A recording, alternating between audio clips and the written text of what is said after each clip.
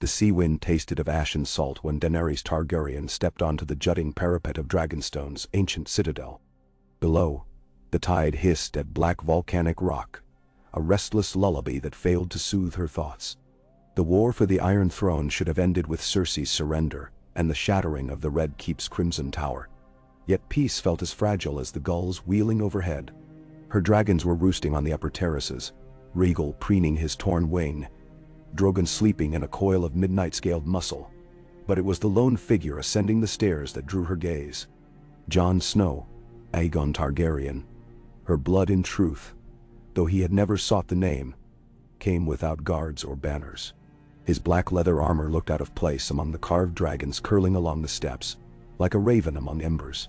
He paused halfway, sensing her eyes upon him, and inclined his dark head. Candles along the inner wall flickered, sending twin shadows across his face. Wolf and dragon both. Daenerys' hand tightened on the stone rail. In the hush between crashing waves, words Bran Stark had spoken only nights before echoed. He is the song restored, a prince sprung from ice and wildfire alike, bound to you by fate older than the wall. Fate, she thought, was a fickle mason. It built empires with one hand and raised them with the other. Jon mounted the final step and bowed. Your Grace.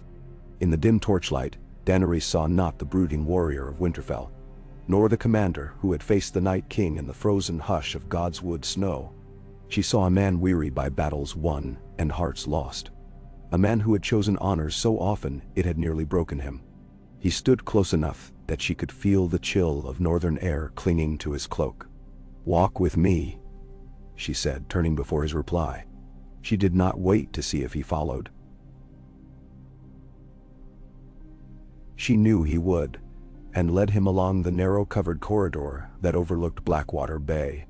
Far below, Zeeg engines lay dismantled on the strand, their iron limbs rusting in brine. King's Landing's broken skyline smoldered on the horizon, a crown of embered teeth. They paused where an archway opened onto a balcony. The night sky stretched black and clear, the stars bright as hammered silver. Rhaegal stirred somewhere beyond, a distant rumble of breath like rolling thunder. Jon's voice was low. I spoke with Tyrion. He tells me the Northern Lords grumble at the idea of bending the knee once more.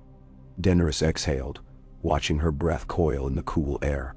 Have they forgotten the dead still litter the King's Road? We fought for this realm together. North and south, dragon and wolf. They have not forgotten. Jon's gloved hand rested on the stone ledge. But men recall losses more keenly than victories. Their harvests failed after the long night. Their halls whisper of dragons and of fire. A muscle twitched in her jaw.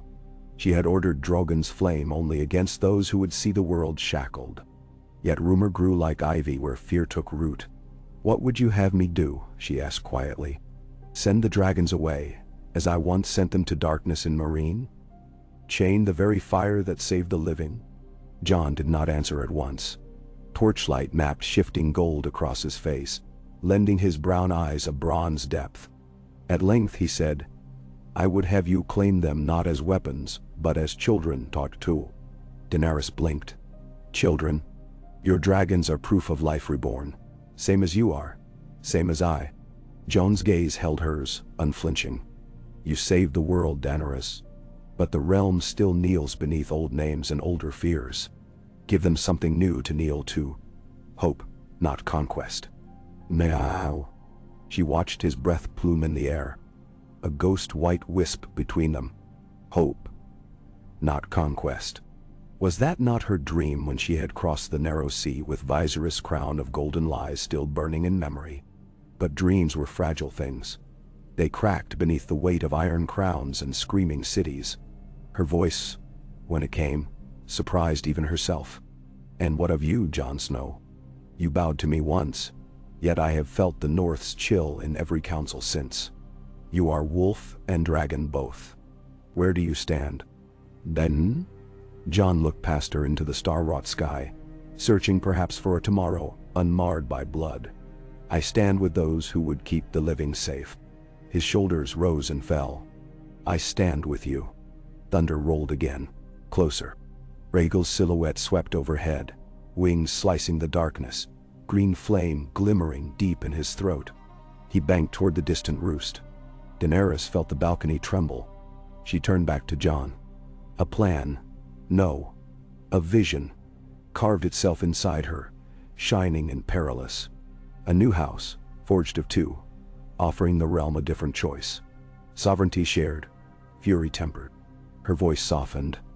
Then hear me, Aegon Targaryen. She said, tasting the formal weight of his birthright. In the days to come, I will claim the Iron Throne not as sole monarch, but as Queen Regent. I will name you Prince of Dragons, a title to honor both your blood and the fire that spared us all. Together we will reign. 2 crowns, 1 realm. Fire and frost in equal coil. Jon's brow furrowed. Prince of Dragons? A prince adopted, not by blood alone but by choice, she answered. Let the realm see that even dragons can change their nature. Let the lords of the north see that I would sooner share power with honor than rule from fear. Silence thrummed like a drawn bow. Jon's eyes searched hers for jest and found none. When he spoke, his voice was scarcely more than a breath. And if they refuse?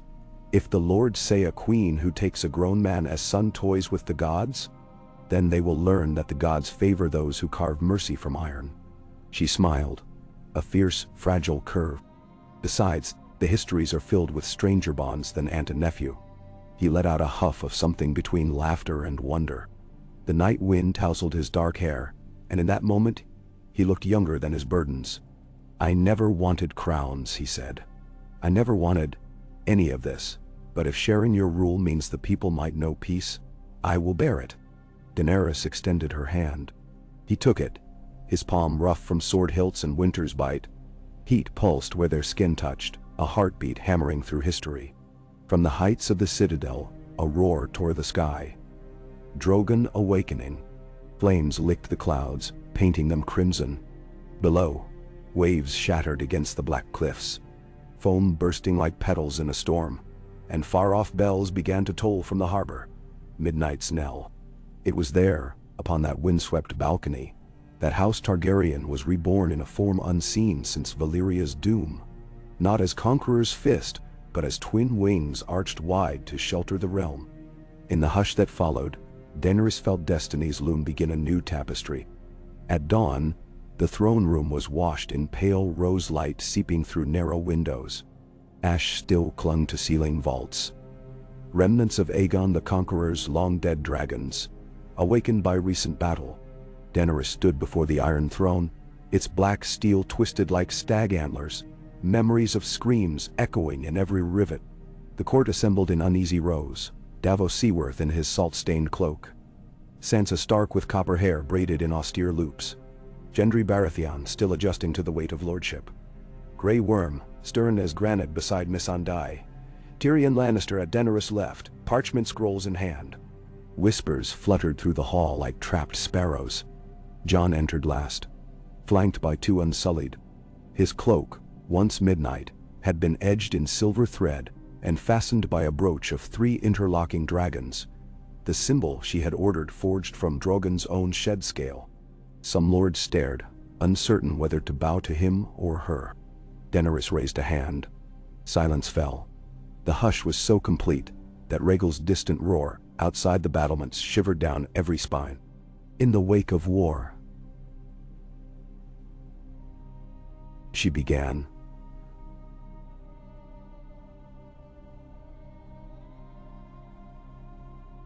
Her voice ringing clear. The realm lies wounded. Cities smolder, fields beg for seed, and hearts ache for children lost to darkness. She swept her gaze over the crowd. I promise you this, the healing of Westeros shall not come by iron alone, but by unity.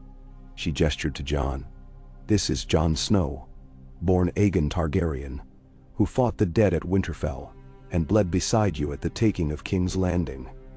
In recognition of his sacrifice and lineage, I name him Prince of Dragons, heir adopted and co-ruler of this realm until such time as I bear issue or relinquish my crown. Gasps rippled across lords and ladies. Lord Royce exchanged a startled glance with Sansa. Tyrion's eyes gleamed with quiet satisfaction. Davos simply nodded, lips pressed thin. Daenerys' voice brooked no dissent. "Let it be known that the Prince of Dragons shall sit the throne beside me. North and south, ice and fire, bound in shared purpose.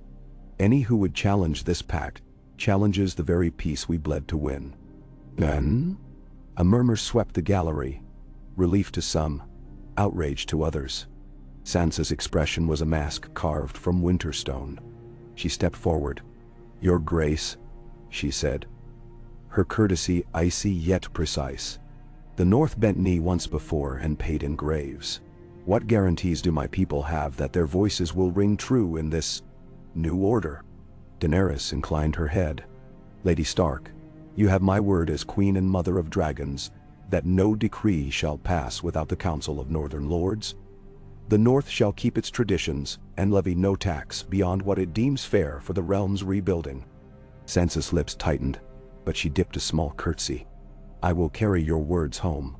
Jon spoke then, his voice solemn. "Lady Stark, Sansa, these terms I echo. If ever they ring false, you may lay blame at my feet." An uneasy peace settled. Messages would fly to White Harbor and the Vale, to Dorne and the Isles. But for this moment, no swords were drawn. Tyrion cleared his throat, the faintest smile tucked in his beard. "Well," he murmured for Daenerys' ears alone, "if history must be rewritten, best start with a bold first chapter." That night, ravens winged from Dragonstone by writ of her new hand. Jon spent the hours that followed in the map room, tracing frontiers scarred red by war, speaking with lords about grain ships from the Reach, lumber from the Stormlands, and the restless Ironborn who whispered of sea-stone thrones. Daenerys watched him from the doorway, watched him wrestle politics as he once wrestled whites, shoulders tense yet resolute. He felt her presence and straightened. "Your Grace." She entered, shutting the oaken door behind. Candles cast amber pools over the map's raised ridges. The carved dragons of Aegon's table seemed to writhe in flickering light. "You needn't call me that when we are alone," she said. He considered, then offered a half-smile. "Very well. Mother?" The word struck her, startling and soft. She let out a breath that was half laugh, half sigh. "Too soon. Forgive me." Jon's grin faded into something gentle. "I never knew my mother. Naming you so feels less strange than it might." Emotion pricked behind her ribs, sharp as a hatchling's claw. She crossed to the table, touching the painted coastline of Dragonstone. "Our arrangement is political, Jon, but politics need not shackle the heart. Should the realm call you prince, let me call you son." He lowered his gaze, lashes shadowing his cheeks. "I will try." They studied the map in silence. Beyond the shutters, waves sighed against the rocks. Daenerys laid her palm over Winterfell's engraving, the wood worn by centuries of scheming fingers. "What future do you see here?" she asked. He traced a finger along the King's Road. "Winter's scars will linger. We must rebuild villages from Last Hearth to the Blackwater. The Unsullied can guard caravans while we disband excess levies. Give soldiers plows instead of pikes." He paused, meeting her eyes. "And you?" She looked toward the dark window. "Rhaegal must heal. Drogon's shadow still frightens small folk. I would have them see dragons bearing medicine and bread, not flame." She turned back. "I would have them see you beside me, a prince who speaks softly yet stands taller than any crown." Color rose in his cheeks. "I speak softly because I lack your fire." She smiled. "Then we shall temper each other." A knock rapped on the door. Tyrion entered, brow lifted in apology. "Your Majesties, pardon, your Majesties." A ship sails flagged in white from Storm's End. "Lord Gendry requests audience." Daenerys nodded. "Prepare the hall. No blades save the Unsullied." Nendatoro. When Tyrion departed, Jon murmured, "Baratheon and Targaryen under one roof. Some would call that omen ill." "Some would," she agreed. "But omens are wind, meaningless until they fill the sails we choose." Gendry Baratheon arrived wearing a cloak of deep gold, the crown stag sigil emblazoned in black. He bent knee to Daenerys, but his eyes flicked to Jon with wary respect. "Your Grace, your Highness," he said, bowing to them both. "My people rebuild Storm's End's walls, yet famine creeps. The fields were salted in Lannister retreat. We seek grain." "No." Daenerys leaned forward on the throne's edge. "You shall have it." The Reach's harvest was spared wildfire. In exchange, Storm's End will send stonecutters north to Winterfell, where towers yet crumble. Gendry smiled. Quick, genuine. "It shall be done." Jon spoke. "And the Stormlands will send trappers to King's Landing to clear pests from the ruins. Rats carry plague enough without bringing new war." Gendry's grin broadened. "As you command, your Highness." He rose. "If I may, the title, Prince of Dragons. Will there be ceremony?" Daenerys answered, her voice warm as hearthfire. "Soon. A coronation by sea and sky. The realm must see us together. Dragons wheeling overhead, banners of wolf and dragon entwined." Gendry bowed once more and withdrew. When the doors closed, Tyrion exhaled. 3 kingdoms soothed in a single day. Remarkable. Daenerys met Jon's eyes across the chamber. 3 of 7. She said. "We have much work ahead." Jon's nod was solemn, yet a spark glinted in his gaze. The first ember of belief that peace might bloom from war's ashes. Weeks passed. Dragonstone's docks bristled with ships bearing grain, timber, and stone. Unsullied marched north under gray banners gilded with red, their spears bearing lanterns at night so villagers might see shields rather than shadows. Rhaegal's wing mended. He took sky with Drogon in wide, lazy circles, clutching nets of fish that he scattered over starving villages, to shrieks of wonder and fear-laced joy. In the great courtyard, Daenerys watched Jon spar with Grey Worm. Blades clanged, sending sparks spiraling. The unsullied commander struck swift as adder, but Jon parried, turning momentum into a low sweep that knocked Grey Worm to one knee.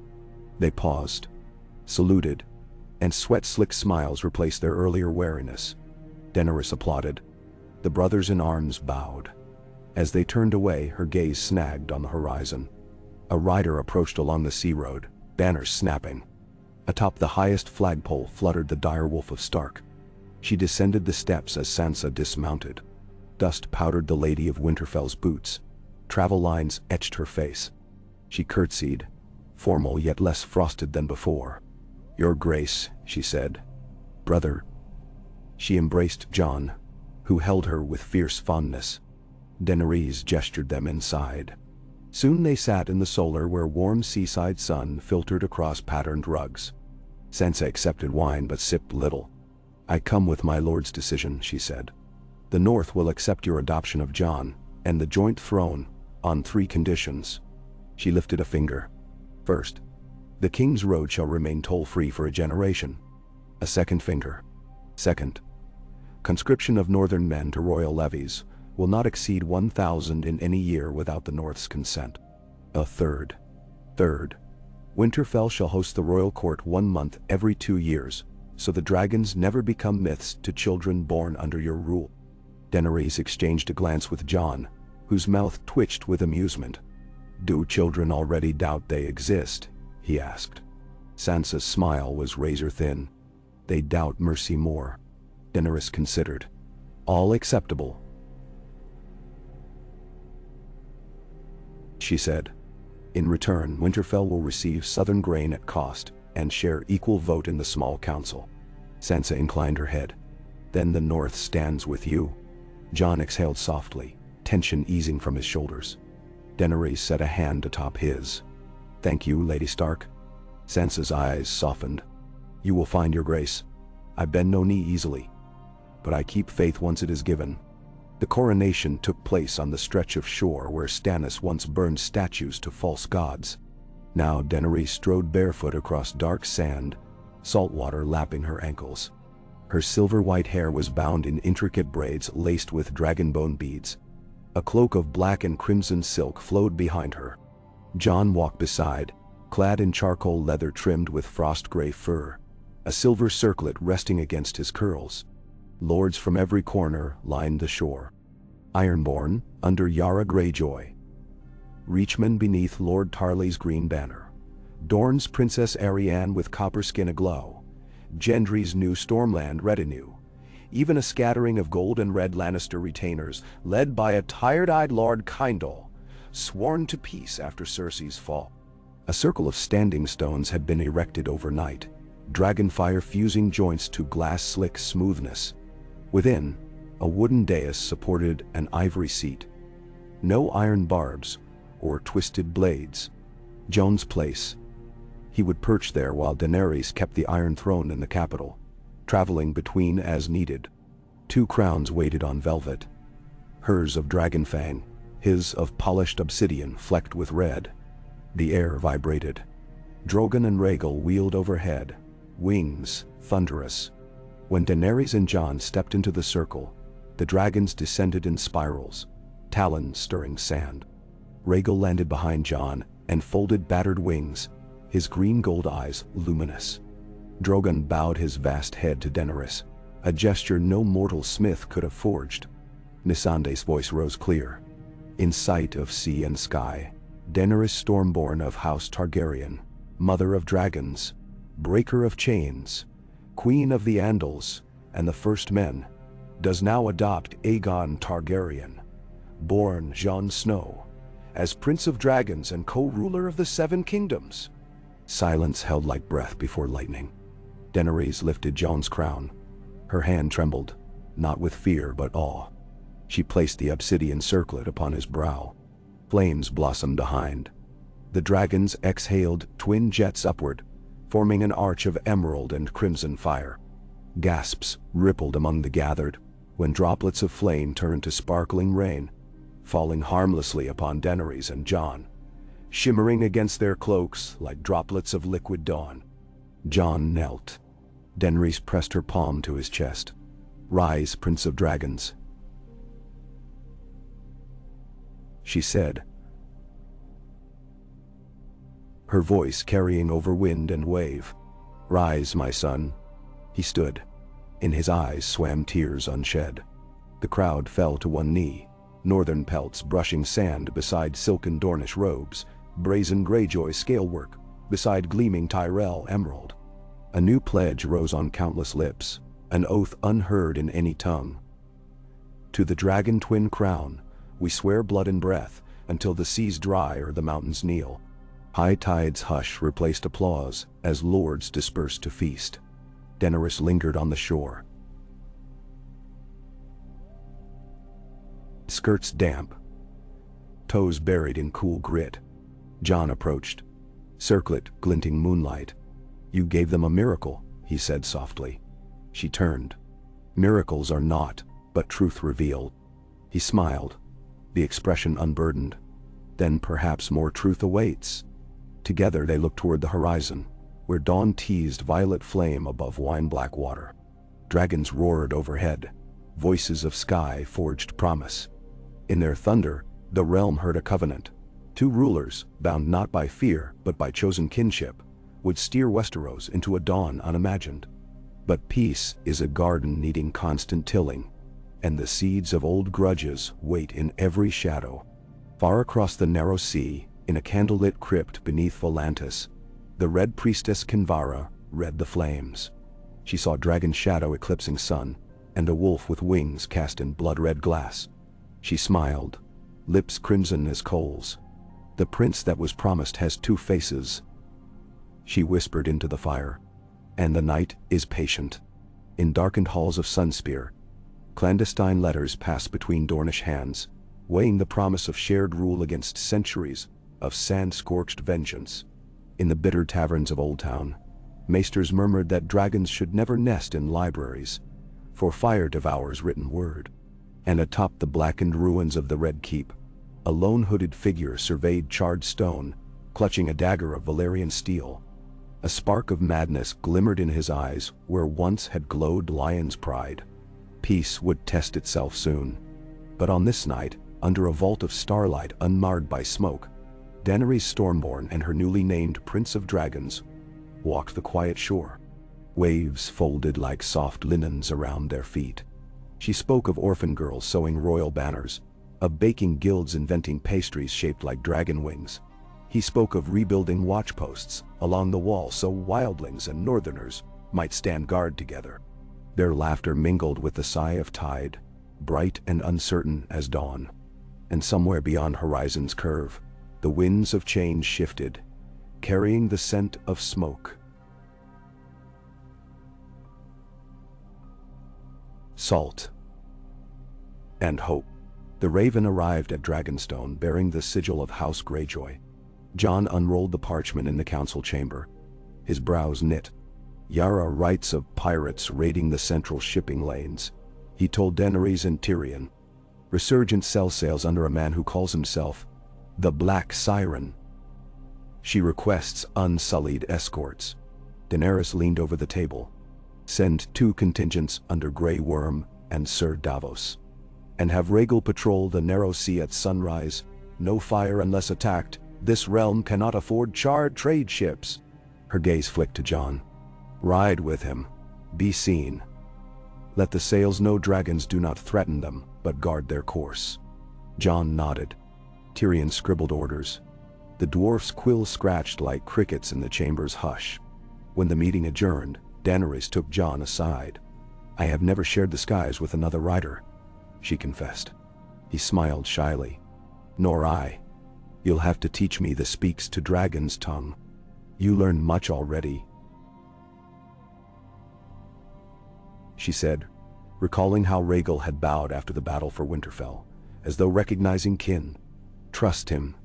He trusts you. They climbed the cliff path where dragons perched. Drogon eyed them, smoke curling from nostrils. But he settled when Daenerys stroked his snout. Rhaegal crouched, scaly hide shimmering jade. Jon approached, heart thundering.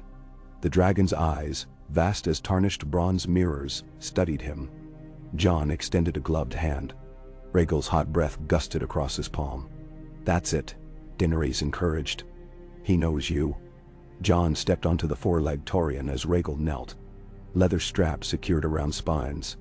Daenerys mounted Drogon with fluid grace. Sunrise spilled molten gold across cloud edges. Daenerys called, "Vase off," and Drogon leapt, wings hammering the air. Jon echoed, "Vits off." Rhaegal surged upward. Wind roared, pulling tears from his eyes, but exhilaration drowned fear. The sea unfurled below, rippling copper.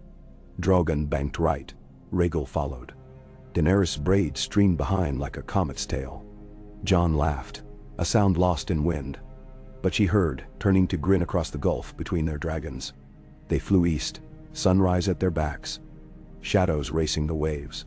Fishermen on skiffs looked up, mouths agape. A child on a pier lifted carved wooden dragons in salute. As the coast shrank behind, Jon felt for the first time the breadth of rule measured not in thrones or crowns, but in lives stirring beneath beating wings. He glanced at Daenerys, eyes half closed, face uplifted to wind, sovereign of sky. She looked to him, and across the wind-torn gap their smiles met.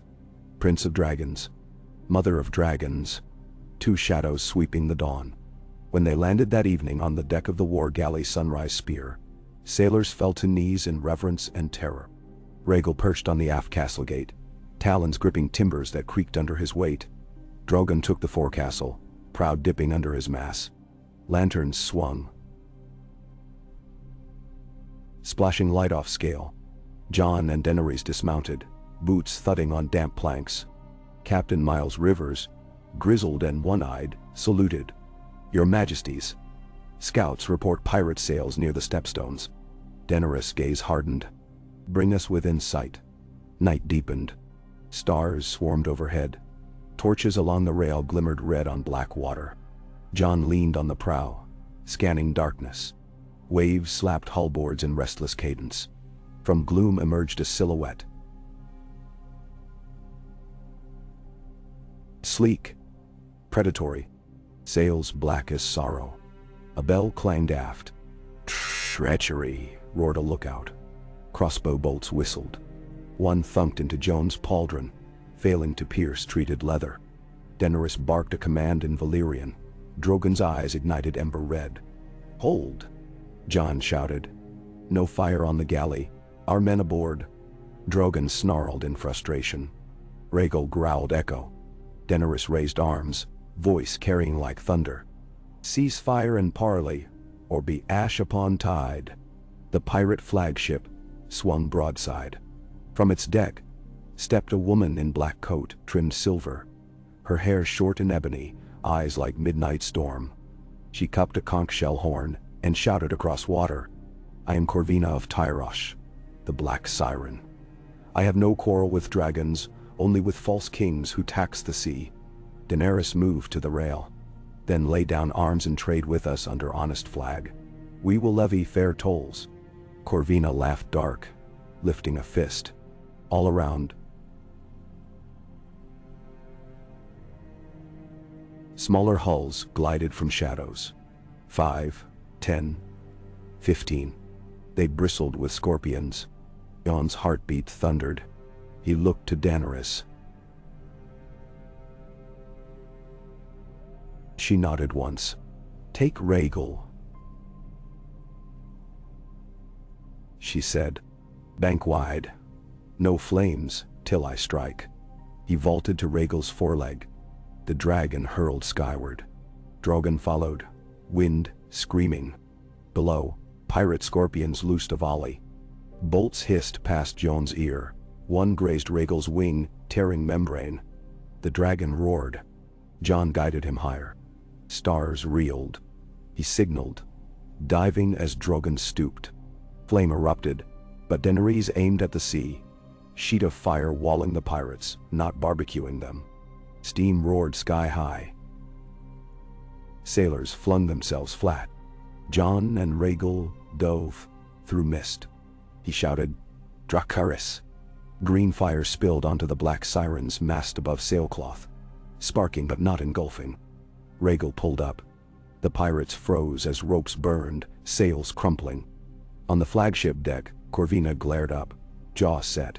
But her crew hastened to cut lines, dropping scorpions to extinguish flames.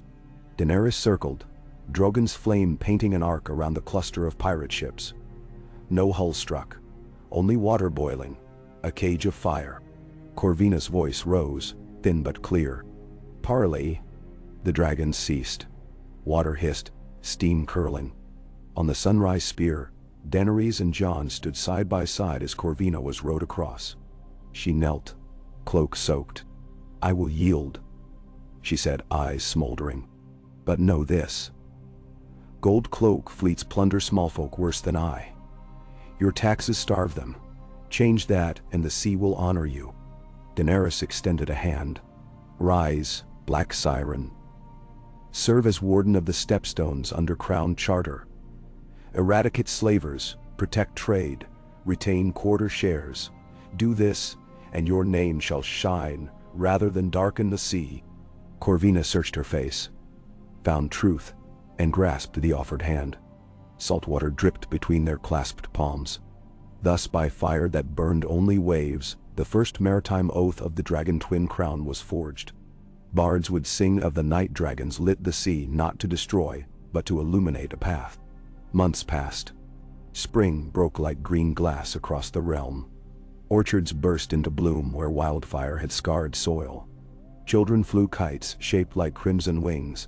Ravens carried decrees abolishing debtor prisons in Old Town and Bravos-backed usury in Gulltown. At Winterfell, Sansa oversaw rebuild of the broken crypt arches. In Sunspear, Princess Arianne introduced trade accords, exchanging Dornish spices for northern furs. Still, the realm's wounds ran deep. Bands of broken men prowled the riverlands. Lannister loyalists plotted from hidden keeps. The Citadel whispered of prophecy unfulfilled. In the quiet hours between councils, Daenerys walked Dragonstow's galleries, heart both light and laden. She paused before a window where moonlight bathed ancient dragon carvings. Jon stepped from a side passage. He wore no armor, only a wool tunic and the obsidian circlet. His hair, grown longer, framed his face in soft waves. "You should sleep," she said. "So should you." He joined her at the window. Moon mirrored in his eyes. "Yet we stand watch like sentries. Old habits," she murmured. They stood in silence. Distant waves pulsed like a drum. Jon spoke softly. "When I was a boy at Winterfell, I would look south and dream of a place where I belonged. I never thought it would be beside dragons. I, a girl in exile, dreamed of a homeland." She replied, "When at last I came, I burned so brightly, I nearly became ash myself." He turned to her. "You tempered that fire." Her laugh was a whisper. "And you tempered my heart." He bowed his head. "I hope I never fail you." "You will," she said. "And I will fail you. But, together, we will rise." Far north, deep beyond the shattered wall, a hunched figure shuffled through icy ruins. Its eyes glowed pale blue, though no white walkers remained. It carried a shard of obsidian and muttered in guttural clicks. Above, the aurora painted heaven in serpents of light. The figure paused, tilting its head as if hearing a distant drum. It turned southward, smile carving its dead lips. "The night is patient." In King's Landing's repaved square, builders raised a statue. 2 dragons coiled in harmony, one obsidian black, one jade green. Below their entwined necks, metal wolves guarded a throne fashioned not of swords, but of intertwined olive branches. Children gathered, eyes bright. An old woman whispered to her grandson, "The dragons guard us now." Across the city, a raven landed in Maester Samwell Tarly's study. He broke the wax seal, eyes widening. A single phrase within. "The night gathers in the far north once more." Sam rose, heart racing, and reached for quill and parchment. The realm's dawn had come, but beyond the horizon, new shadows stirred. Yet this tale, of fire and frost co-ruling, of dragons whose flame saved rather than scourged, of a queen who adopted a prince to unite blood and promise, had only begun. And though storms brewed on the fringes of map edges, the center burned bright with hope, lit by 2 crowns glinting in sunrise. Wow. The next morning's sky unfurled a quiet, pewter blue hush over Dragonstone. But within the tower of the painted table, the council chamber sang with quills and parchment. Tyrion bent low, scratching figures into a fresh ledger beside Davos, while Missandei translated Dornish grain tallies into High Valyrian for Daenerys' seal. Candles guttered in the soft draft of shuttered windows, their flames dancing across the carved coasts of the old map, turning cliffs to copper and seas to ink. Jon stood at the western edge of the table, one hand splayed over the tiny wooden Winterfell. Eyes narrowed in thought. He had slept scarcely an hour after the fleet skirmish. Visions of green fire hissing on dark water had chased him through restless dreams. But the ache in his shoulders felt distant beside a sharper unease, a prickling intuition that peace itself was brittle as late spring ice. Grey Worm reported new garrisons marching north by Queen's order, their spear points and lanterns dotting the King's Road like a slow-moving constellation. Gendry's blacksmiths were fitting plowshares as swiftly as they once forged sword blades, yet coffers drained as quick as they filled. Every courier raven brought proof that a realm stitched from ashes demanded thread stronger than steel. Daenerys closed a scroll with a snap of wax and lifted her gaze to Jon. 3 shipments of Reach barley arrive at White Harbor by fortnight's end, she said, voice low so only he could hear. Sansa writes that children cheer at the sight of unsullied lantern lights, now instead of cowering behind doors. That will change, Jon murmured, brushing a thumb over the map's stenciled wolfswood. Children forget fear faster than their fathers. We must be certain those lanterns remain beacons, not torches. Men? Tyrion cleared his throat. While we salve wounds, another infection festers. Raventree Hall's maester reports a fresh host of bandits, wearing scraps of crimson and gold, old lion colors scoured of sigils. They raid through the Blackwood, claiming to act in Lannister name. Daenerys frowned. If Tywin's shade walks the Riverlands, we shall put it to rest. Shade or flesh, Davos said, voice rough as dock rope. Steel looks the same.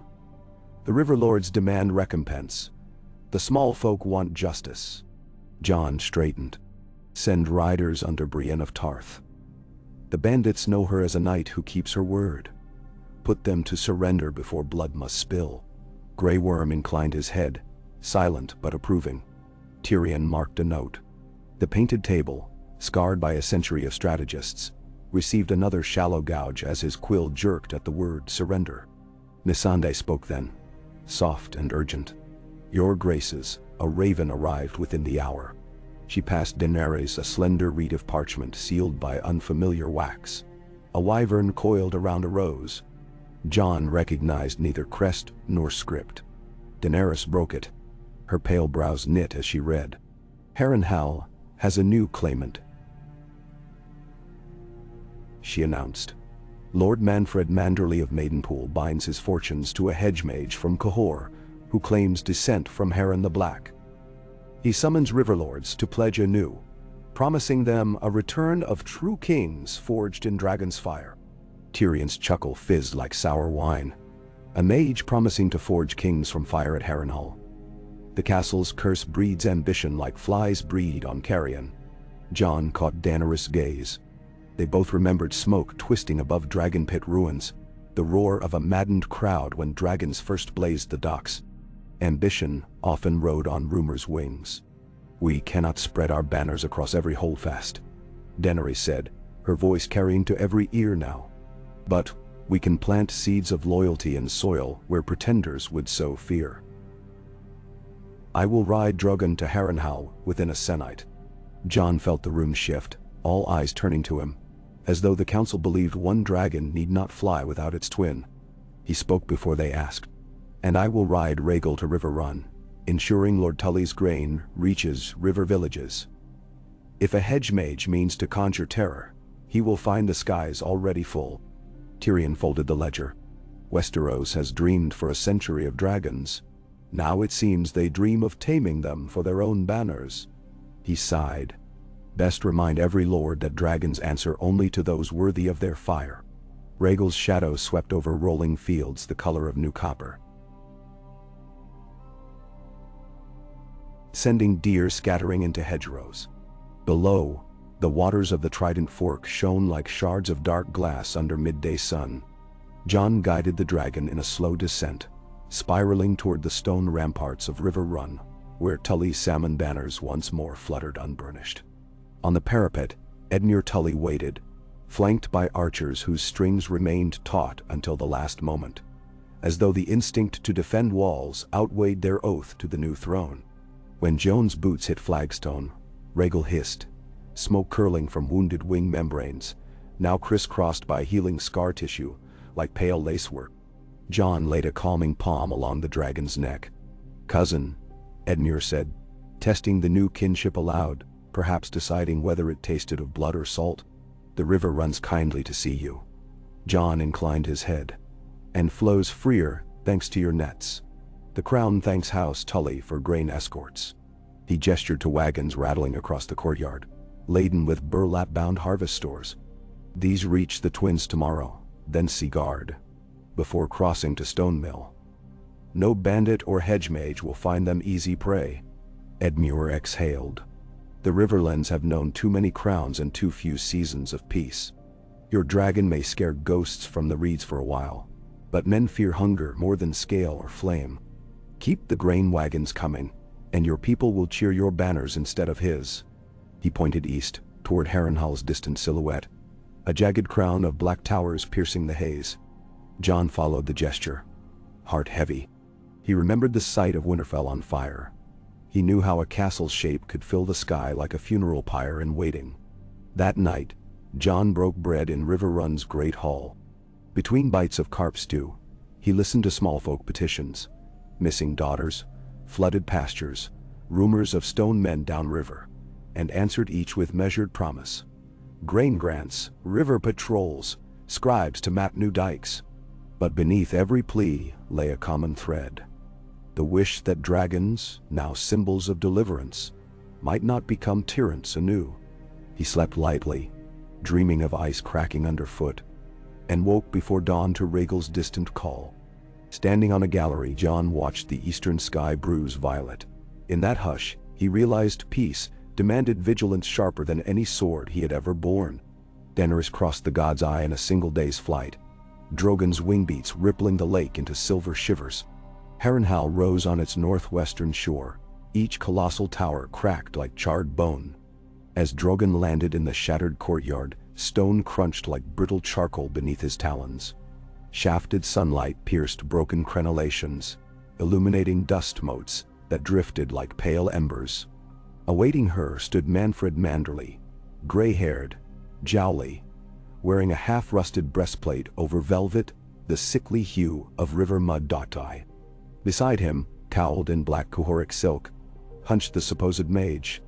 No jeweled rods or rune-etched staves adorned him, only skeletal fingers that clutched a heavy tome bound in flayed leather. His face was shadowed, but Daenerys sensed eyes fever-bright with doctrine. "My queen," Manfred began, voice wobbling between courtesy and fear. "Harren's black stones whispered prophecy to this gentleman, who claims they stir at your coming." Daenerys slid from Drogon's neck with sinuous grace, her boots raising small puffs of dust. "Stones here whispered once before, to Aegon the Conqueror. They told him kings built from fear crumble to ash." She folded her arms. "Tell me, mage, what do they say now?" The cowled man lifted his head. His eyes, blue-black like fresh spilt ink, glittered. "They hiss of a queen who bore dragons from flame yet may birth ruin if she forgets death's patience. They hiss of 2 crowns forged atop bones that still burn." He spoke in a sibilant cadence, which set every soldier's neck hair on end. Daenerys let silence hang, before she replied, cool as winter rain. "Then the stones repeat gossip. Bones burn only when fed by new fire, and I feed none but those who prey upon the helpless." Manfred stepped back, sweat beading. "Your grace, I sought only to—" "To what?" she asked, voice rising slightly. "To fan embers of division? To claim this ruin and call it kingdom. Harrenhal's curse devoured ambitious men before. You mean to see if it still hungers?" "Done?" The mage's lips peeled in a tight smile. "Every ruin begs a master to command its ghosts. Perhaps you have not the stomach for such company." Drogon's growl thundered, echoing off cracked towers. The mage stiffened. Daenerys' eyes shone with quiet fury. "My stomach endured the house of the undying in the savannah pits of Meereen. I have dined beside assassins and eaten horseheart raw. But what I will not stomach is lords who mask greed in prophecy. Harrenhal shall host the crown's healers and builders. Its halls will house orphans of war. Any who claim otherwise will answer to dragonfire, prophecy, or none." "No." Manfred fell to one knee, trembling, and stammered an oath of fealty. The mage, however, made an intricate sigil in the air, an angular brand the color of bruised shadow.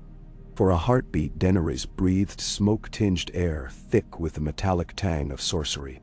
Then he laughed softly, turned, and vanished into the labyrinth of fallen stones. His parting words floated like chill mist. "The night remembers, my queen. The night is patient. Now." Word of Harrenhal's submission and river runs secured granaries spread like dawn across the kingdoms. In Old Town,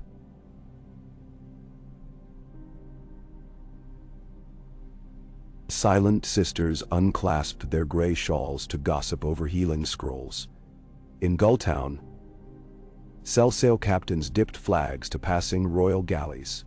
Yet in every whisper Jon heard the linger of hesitance, uncertainty whether dragons might one day turn from guardians to conquerors. So he proposed a harvest tour.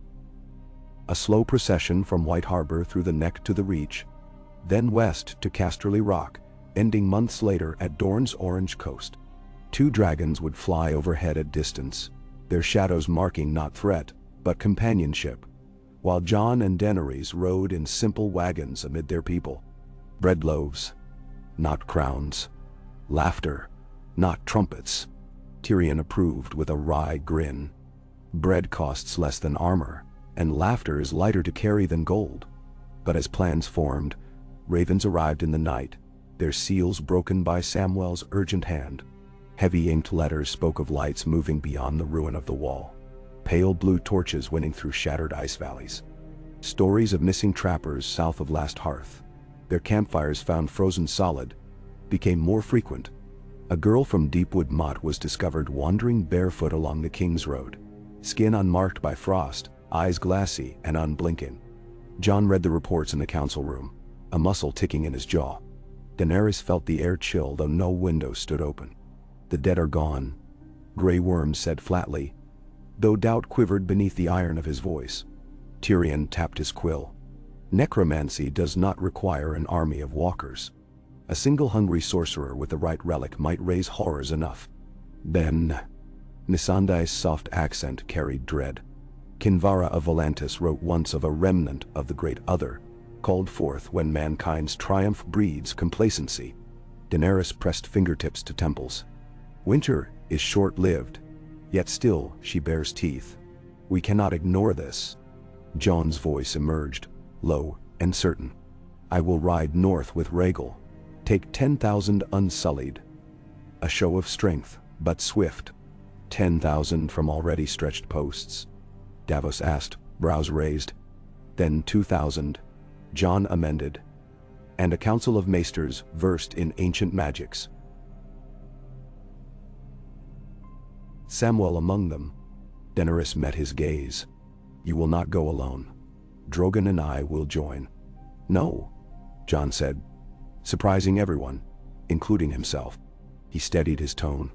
"If both dragons vanish north and whispers of rebellion spark in the south, the realm falls again to chaos. You must hold the center. Breathe a peace, so rumors starve." Her jaw tightened. Silence spanned across the painted table, until the very grain seemed to groan. Finally she spoke, voice soft but firm. "Very well. But I send Grey Worm and the Dothraki outriders with you.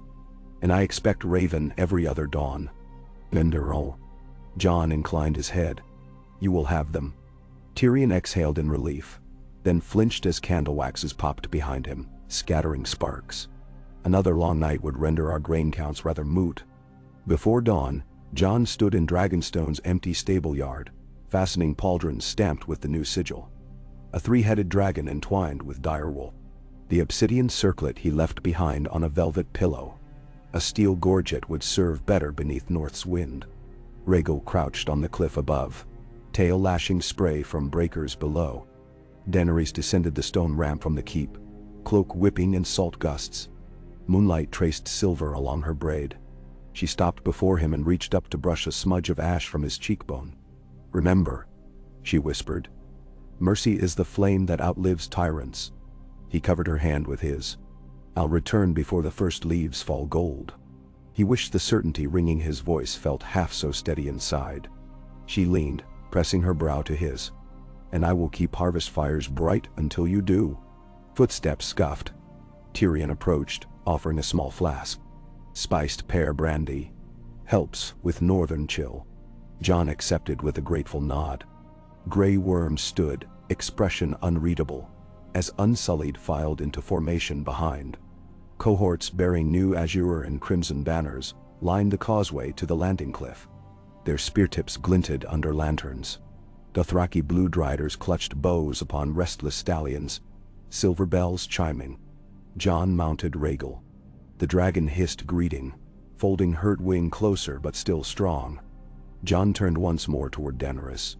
In pale dawn half-light, her violet eyes gleamed like distant storm's heart.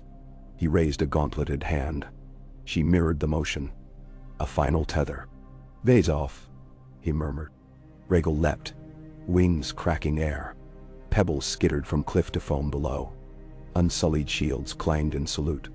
Daenerys watched until the dragon was a dark blot against paling stars. Only then did she allow her shoulders to sag, the weight of crown pressing anew. Tyrion cleared his throat softly. "Your Grace," he said, voice gentle, "should we review today's petitions?" She straightened. "Bring them to the solar, and fetch my seal."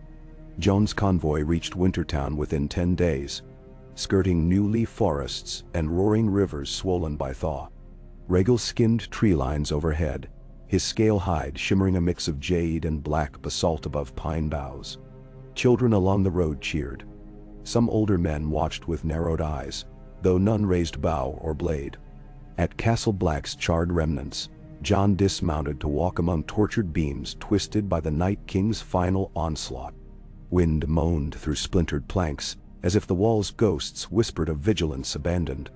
Sam climbed from a wagon, cheeks ruddy with cold, clutching folios stuffed with runes and obsidian shards. "They found her near the last river," he said, voice hushed over crunching snow. He knelt by a small pyre where the girl from Deepwood Motte now lay wrapped in linen. No wound marred her flesh, yet her eyes, glassy even in death, reflected the sky in an unnatural azure sheen. Maester Cecily of Old Town murmured prayers beside him. Jon set a hand on Sam's shoulder. "Any runic marks?" Sam swallowed. "None we know, but look." He peeled back linen at the girl's wrist. Beneath pale skin coiled faint blue veins shaped like branching roots, ending in a single spiral brand near her palm. Jon's pulse quickened. Memories of Hardhome's slaughter churned like frostbite in his gut. The Night King branded infants with ice runes. But he is gone. His gaze flicked to the horizon where the wall's jagged remnant jutted like broken teeth. Something else learned his craft. Sam rose, snow-dusting his cloak. "There are rumors in the archives of necromancers from before the Long Night, men who listened to ice singing in the dark." He hesitated, then continued. "And one account of a shrill horn blast split the air. Once, twice, thrice. Not the watchman's horns of old, but Dothraki war horns, echoing from the camp beyond the ruins." Jon and Sam sprinted across snow-lit courtyard. Rhaegal screamed overhead, circling. Atop a ridge near the wall's broken face, shadows moved. Tall, gaunt, wielding spears tipped with shimmering blue. Their eyes glowed cold flame.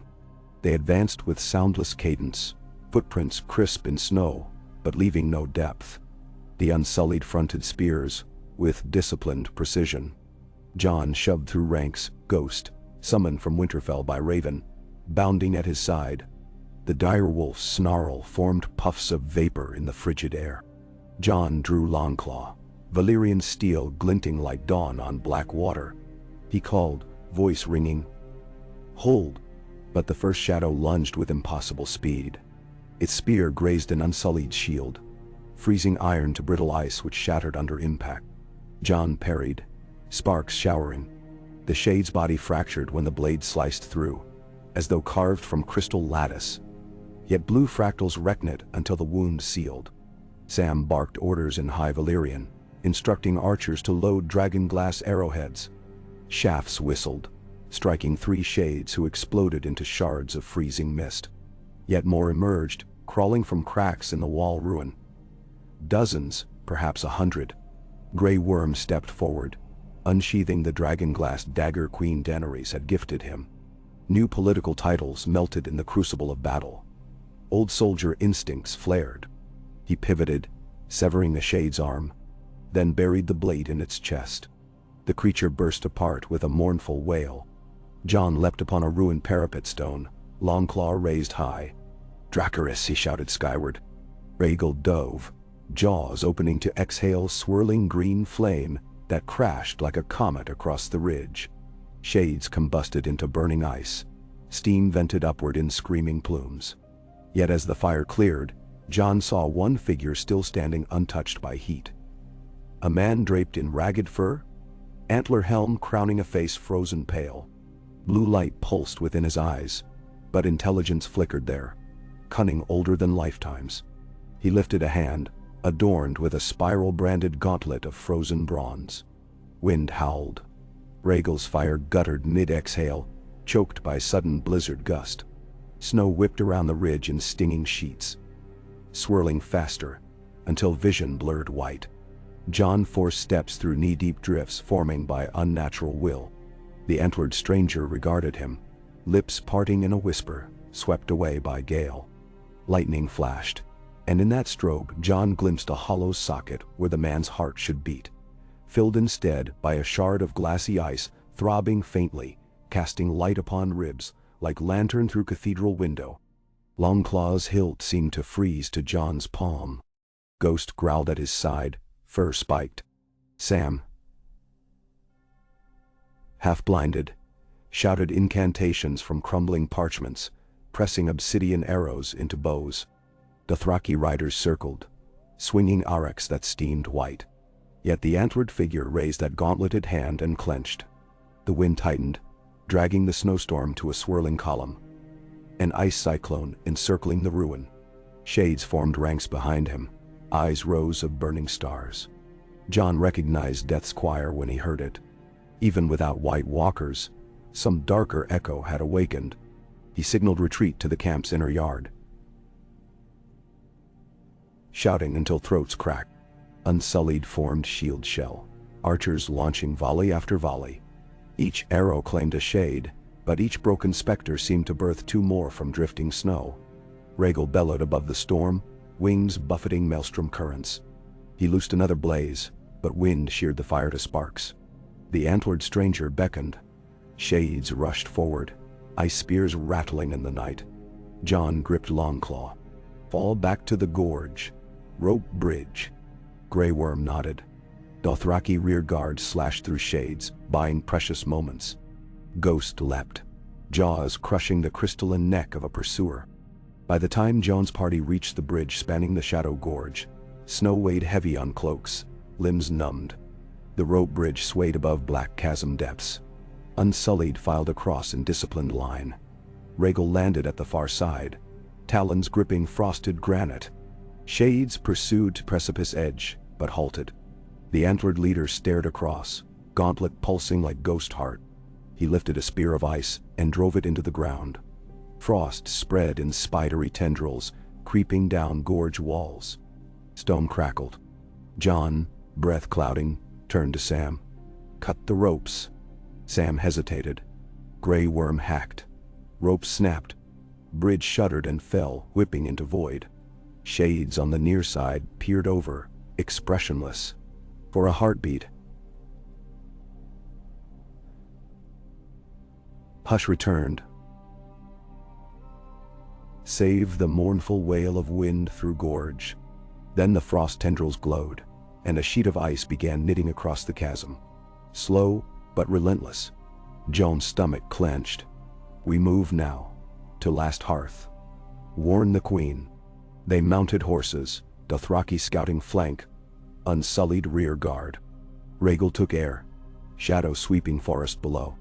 Behind them, the ice bridge thickened like glass poured by unseen gods, and blue torches flickered toward horizon.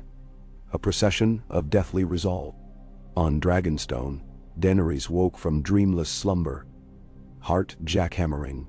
Shadows of wings danced across her bedchamber walls, though no dragons stirred outside. She felt a chill deeper than night air. Dressing swiftly, she strode to the rookery where maesters sorted raven scrolls. She reached just as a feather-black bird fluttered in, panting as if outrunning a storm.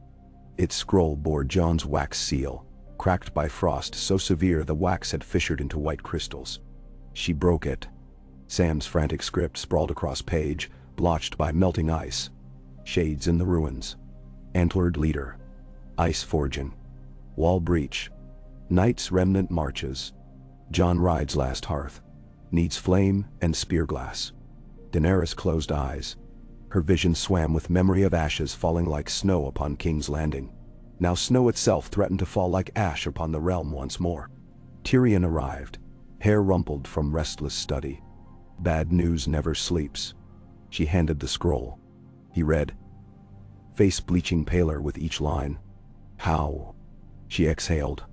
The Night King died, but his art survived, embedded in some devotee.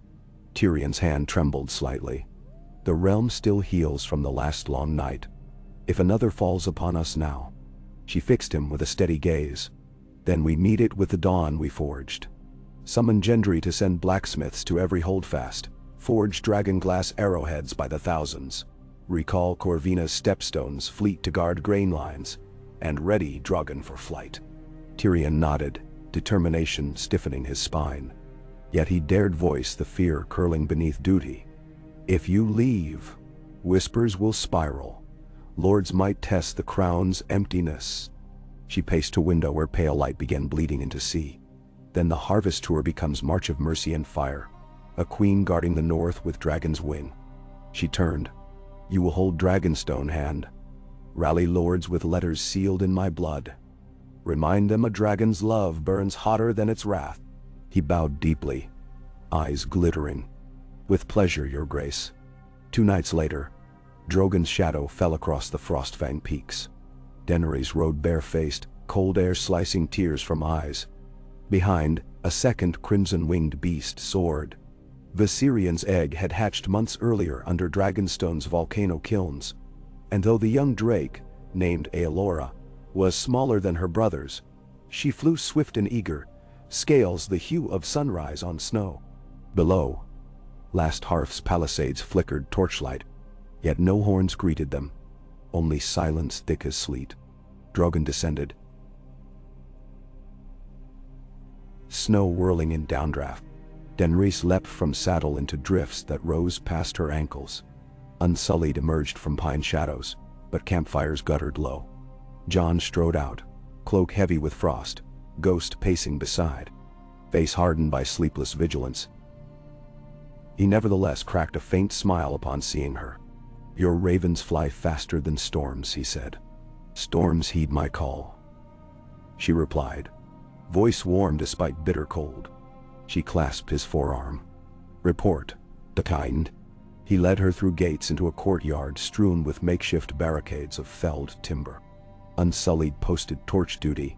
Dothraki lounged by braziers, muttering of ice demons. Sam approached, handing her a brittle shard of ice the size of a child's finger. Within its core flickered faint blue light, pulsing like heartbeat stored in frozen glass. It came from the antlered one's spear, Sam explained. We captured a fragment during retreat. He tapped it with dragonglass scalpel. No mark. He held it near brazier. No melt. Only dragon flame dims the light. Daenerys held the shard near candle. The wax sputtered, flame bending away as if repelled. A seed of the great other, she whispered. We killed the tree by shattering its root. Jon nodded toward dark tree line. Their ice bridge crosses the gorge by now. Scouts say shades mass miles north. We have 3 nights, maybe 4, before they reach Last Hearth. Then thou. She squared shoulders. Then we kill them here. Burn their king. End it before snow buries crops still green. Gray Worm unfurled hastily inked maps, pointing to ridges funneling into a narrow killing field, where dragonfire might concentrate. Jon added notes on wind direction. Sam scribbled Valyrian glyphs for flaming obsidian bombs. As dawn thinned the horizon, horns sounded on ramparts. Scouts returning. One Dothraki rider galloped through inner gate, skin frost-burned, eyes wild. He dismounted, breath pluming. Shades march, 2,000, maybe more. Ice wolves among them, big as mammoths. And riders on bone stag forms, one wearing antlers tall as towers. Jon exchanged glance with Daenerys. He comes. Sam unrolled ancient scroll, trembling. The spiral heart, the scythe bearer, an avatar worshipped by wildling necromancers centuries before the wall. Supposedly a fallen first man who merged with ice spirits. Daenerys' pulse thrummed. He will fall again. Timber cracked as townsfolk hammered barricades. Children carried baskets of obsidian arrowheads, burying them to towers where women fletched shafts. Maesters smeared dragonglass dust into pitch cauldrons to coat scorpion bolts. In Central Square, Daenerys addressed small folk. Her words carried on hoarfrost air, promising warmth of hearths if they stood firm. No king could claim what they defended together. She spoke of the Night King's fall, of a prince and a queen sharing crown so others might share dawn. Eyes glistened. A hush of belief settled. Jon trained archers atop the palisade.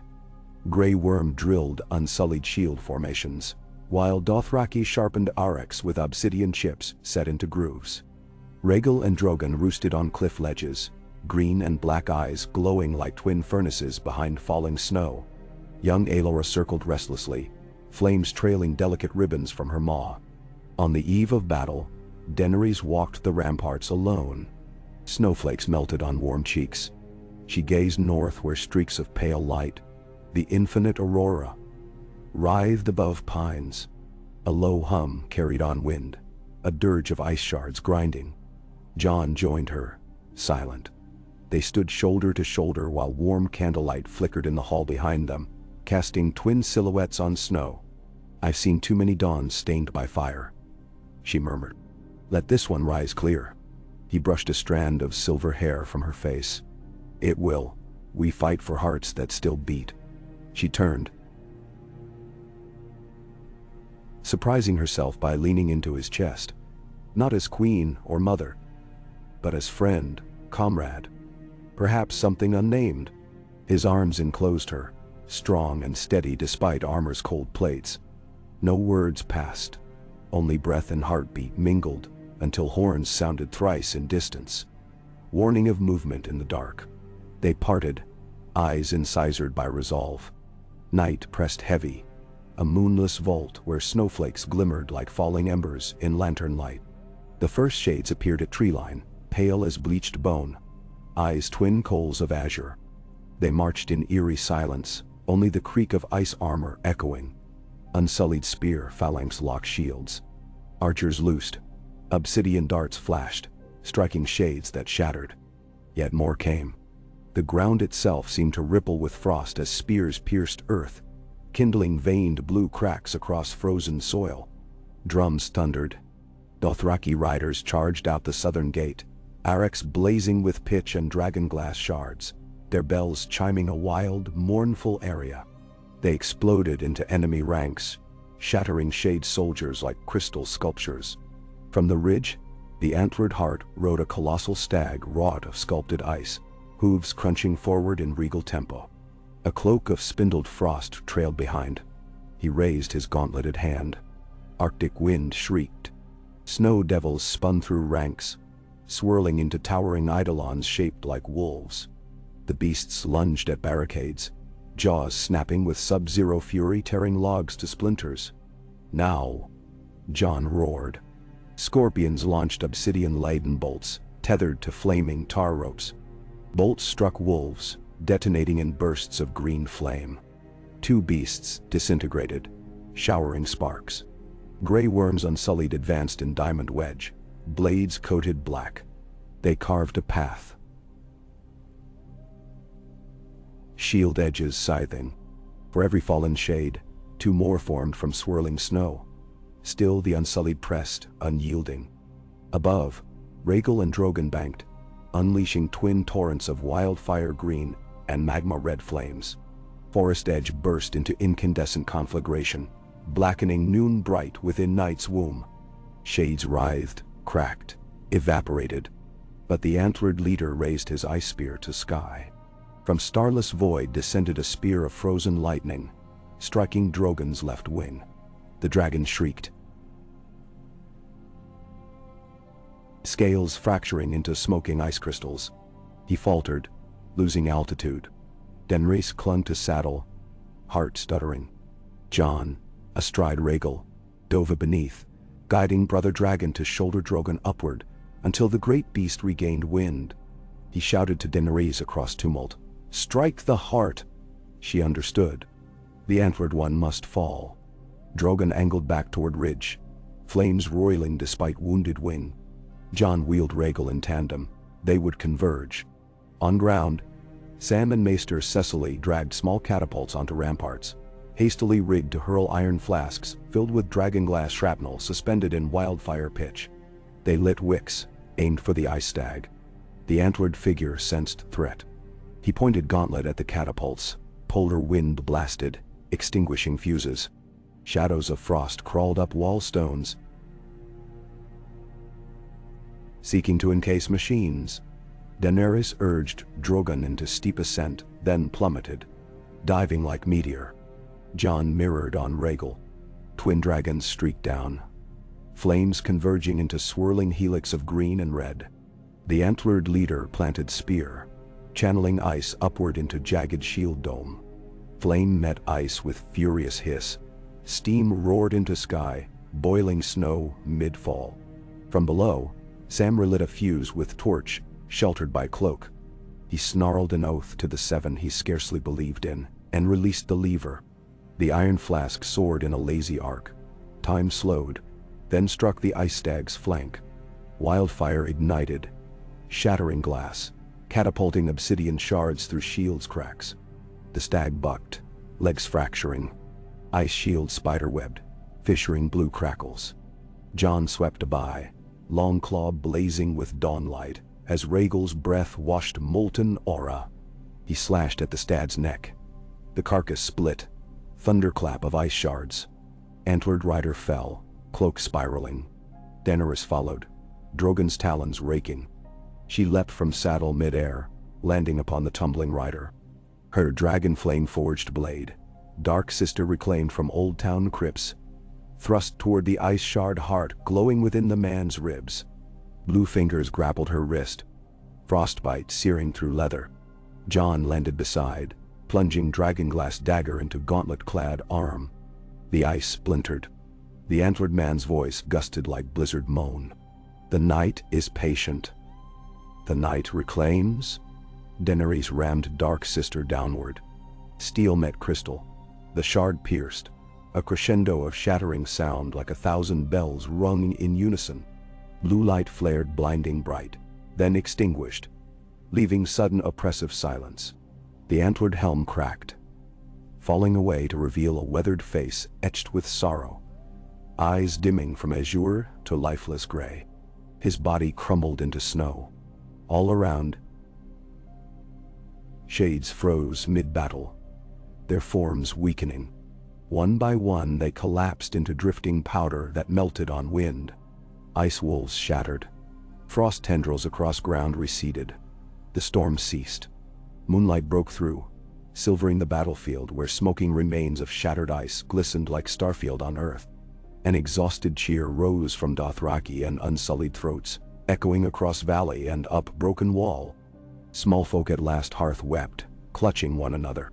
Daenerys, breath fogging, met Jon's gaze through swirling steam. He offered a gloved hand.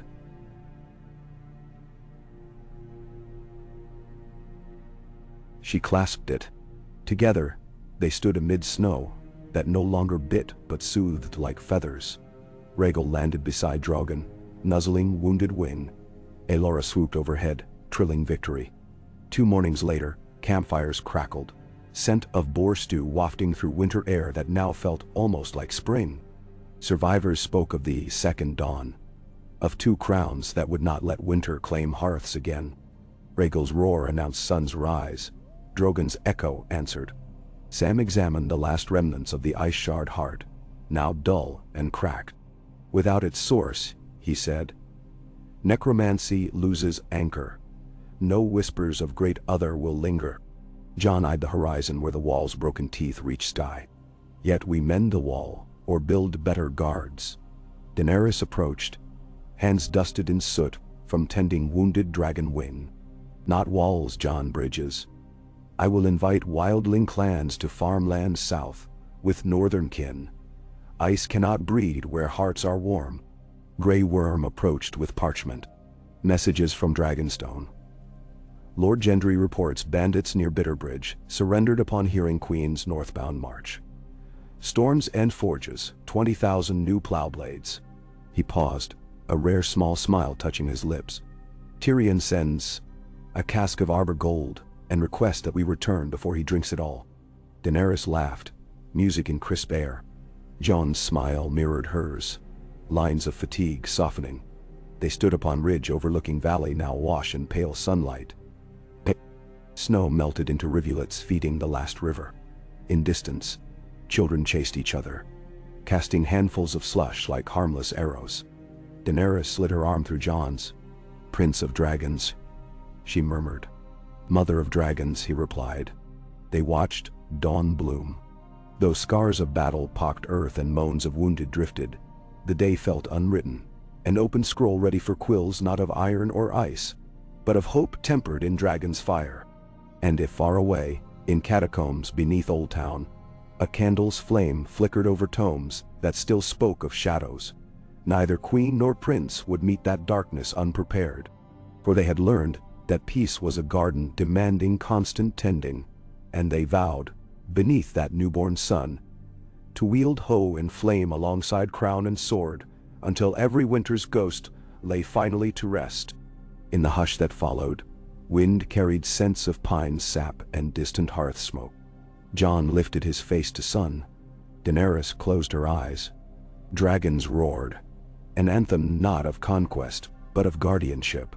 The realm listened, and for the first time in generations, believed.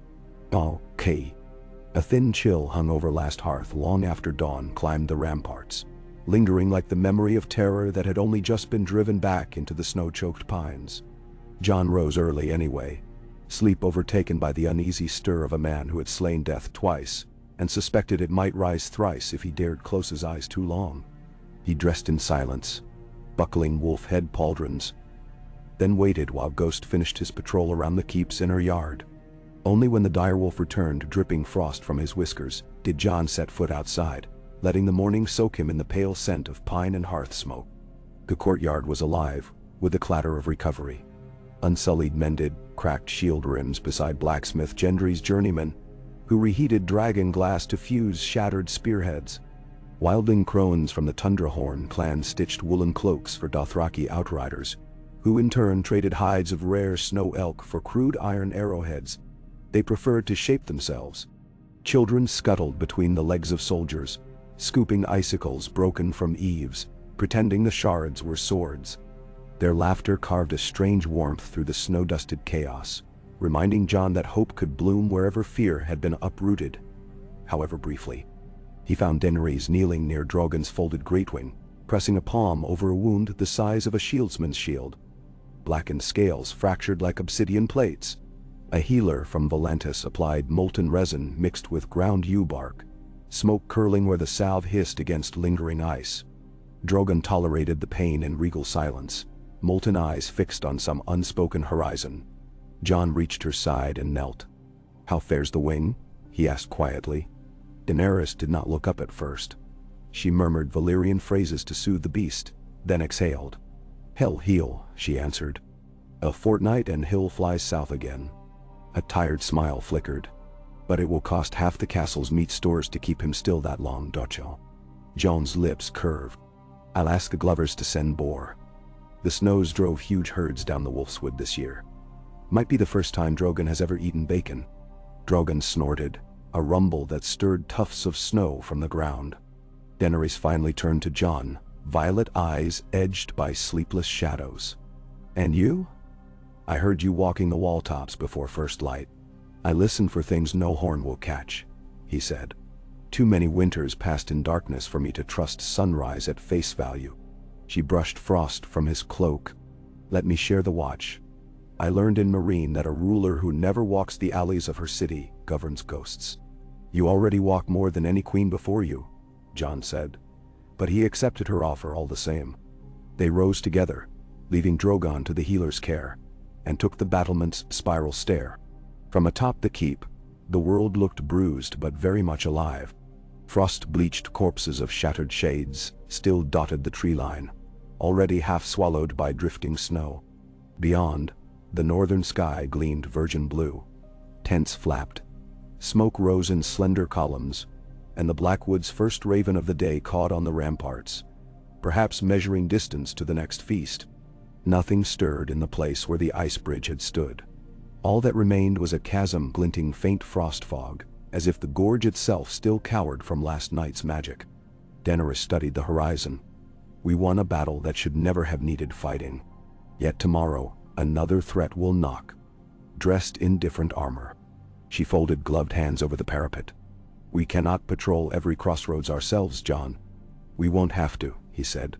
"Not if we lay the right stones for others to tread." She arched a brow. "Wintertown rebuilds walls of earth," he explained. but they ask to be trained in dragonglass craft. I'd like to leave Sam there. Found a northern college of stewards and masons who can shape the stone. If every village knows how to forge its own blades, darkness will think twice. Daenerys considered. A gift of knowledge from crown to small folk. I approve. But we must send scholars, trusted scribes, not just warriors. Knowledge taught wrongly becomes poison. Jon nodded. I'll ride for the Citadel once we ride south. There are novices who owe Sam favors. He paused, leaning closer. I also want a safe passage decree written in both Common and Valyrian, sealed with our combined sigils. Any traveler carrying it is under royal protection, while fetching obsidian from Dragonstone. No lord may levy tolls. Her smile warmed the frost. You grow comfortable wielding quills as much as steel, my prince. Steel's easier, he confessed. But I'm learning. His voice dropped. You taught me. She looked away, cheeks coloring. Moments of closeness hung like fragile glass between them, tested but unbroken. From below came the ring of hammers and the throaty laugh of Dothraki, boasting about who had slain the largest ice wolf. Daenerys continued watching them with distant fondness, until a shadow in the courtyard drew her eye. A rider wearing the crossed keys badge of Queen's messengers, galloping hard through melting slush. The man dismounted near the gate, cloak whipping, and thrust a sealed tube toward Grey Worm, who escorted him inside the hall. Jon and Daenerys exchanged a look, then descended the stair. Grey Worm unfurled the parchment in the great hall, the scroll crackling with urgency. From Lord Tyrion, he said, voice as smooth as drawn steel. 3 tidings. He handed Daenerys the letter. She read quickly, lips tightening. Tyrion's first line. Corvina's Stepstone's fleet sighted Braavosi warships amassing near Bloodstone. She recited. Braavos claims to protect its trade lanes, but this reeks of intimidation. Second, Gendry's ravens from the Stormlands report House Hightower assembling sellsword companies in Old Town, gold moving through sept coffers. Third, her brow darkened. Reports of lion banners stirring in the Westerlands. Rumor of a son of Cersei, hidden till now, gathering Sellspear widows. Jon absorbed each blow. Braavos holds loans against half the realm. If they mean to leverage coin into ships, they'll challenge Stepstone's control. Now, and Hightower clergymen claiming piety, while arming sellswords. Daenerys' jaw set. The Seven's mercy has a long reach when lined with gold. Grey Worm saluted. Command, my queen. Daenerys tapped knuckles on the map table. We divide but remain united in intent. Jon, you will ride with Rhaegal to Old Town after you see Wintertown secured. Meet with Hightower, see why they stir, and remind them whose flame cleared ice from the north. Jon accepted. And you? I sail south to the Stepstones with Aelora. She caught his protest before it brewed. Drogon remains here until he heals. You have Rhaegal. Aelora is swift and half-grown. Her fire will suffice to signal intent. Her gaze lingered on Jon. Peace depends on showing we trust each other apart as well as together. He considered. Then I ride at dawn, but before we part. He withdrew from his belt a slender dirk, forged from dragonglass and Valyrian steel, twisted like a double helix. Sam and Gendry crafted it. Light, but it will cut ice and steel alike. Carry it. Then, Daenerys accepted, thumb brushing its ridged edge. And you carry this. She unclasped from her neck a pendant carved from Drogon's discarded scale, lacquered obsidian blackshot with crimson. If you face doubt, remember the fire at your back. They exchanged tokens beneath the high rafters, where banners of tree and wolf, salmon and kraken, dragon and rose now hung side by side. When dawn bled pale apricot against the snowfields, Jon found Sam in the courtyard packing scrolls into a weather-worn satchel. The maester's apprentice wore a fresh inked badge shaped like a glass candle, symbol of the proposed College of the Shard. His cheeks glowed with excitement and terror in equal measure. Ready? Jon asked. Sam straightened. More nervous than ready. I've spent years reading about building orders, Now I must found one. You'll do it. Jon clasped his friend's shoulder. Teach them to read first, hammer later. Knowledge before weapons. Sam smiled thinly. A fine motto. You know bolts like Old Town will call it treason, arming small folk. Old Town can protest to the crown, Jon said. And the crown will remind them that ice cares nothing for sigils. They embraced. When Sam mounted his shaggy garron and rode with a small column east toward Wintertown, his cloak snapped like a banner of parchment. Jon watched until the shapes faded into the trees, then turned to Rhaegal. The dragon's green wings flexed. The wound on Drogon's wing had made him protective of his brother, but a rumbling nudge from Ghost persuaded him to kneel. Jon stroked warm scales and whispered, "South we go, brother-daughter. Worn hearts before swords." Men go. They took flight into a rose-gold sky, leaving last hearth behind in a spray of snow. 3 weeks later, the high stone spires of Old Town pierced a mist that smelled of salt, parchment, and incense. Jon guided Rhaegal in slow spirals, the dragon's shadow sweeping across barges stacked with saffron and Dornish citrus cupped in straw. On the quays, sailors cried out, some bowing, others scrambling under awnings in superstitious fear. Rhaegal alighted upon the docks outside the Hightower's southern curtain wall, a flurry of gulls exploding from the rigging of ships. Lord Lytton Hightower greeted Jon, accompanied by half a dozen armored septons in polished plate, etched with 7-pointed stars. Their helms were open, faces flushed by more wine than piety. Behind them, a pale young maester with parchment skin shifted nervously. Lytton bowed. "Prince of Dragons, Old Town welcomes you in the light of the Seven." Jon dismounted, concealing misgivings.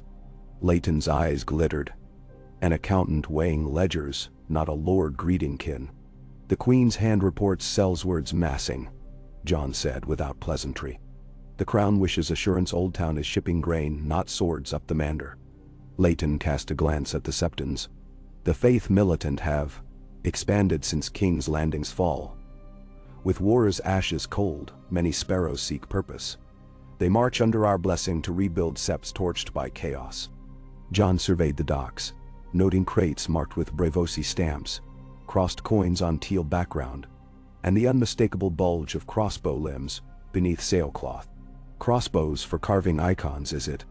One septon stepped forward, white-bearded and red-eyed. "The blades protect pilgrims." Wildlings roamed south of the neck unchecked. "Damn?" Jon's jaw tightened. "Those wildlings harvest crops beside Northmen now. Pilgrims will find no threat but the one they create."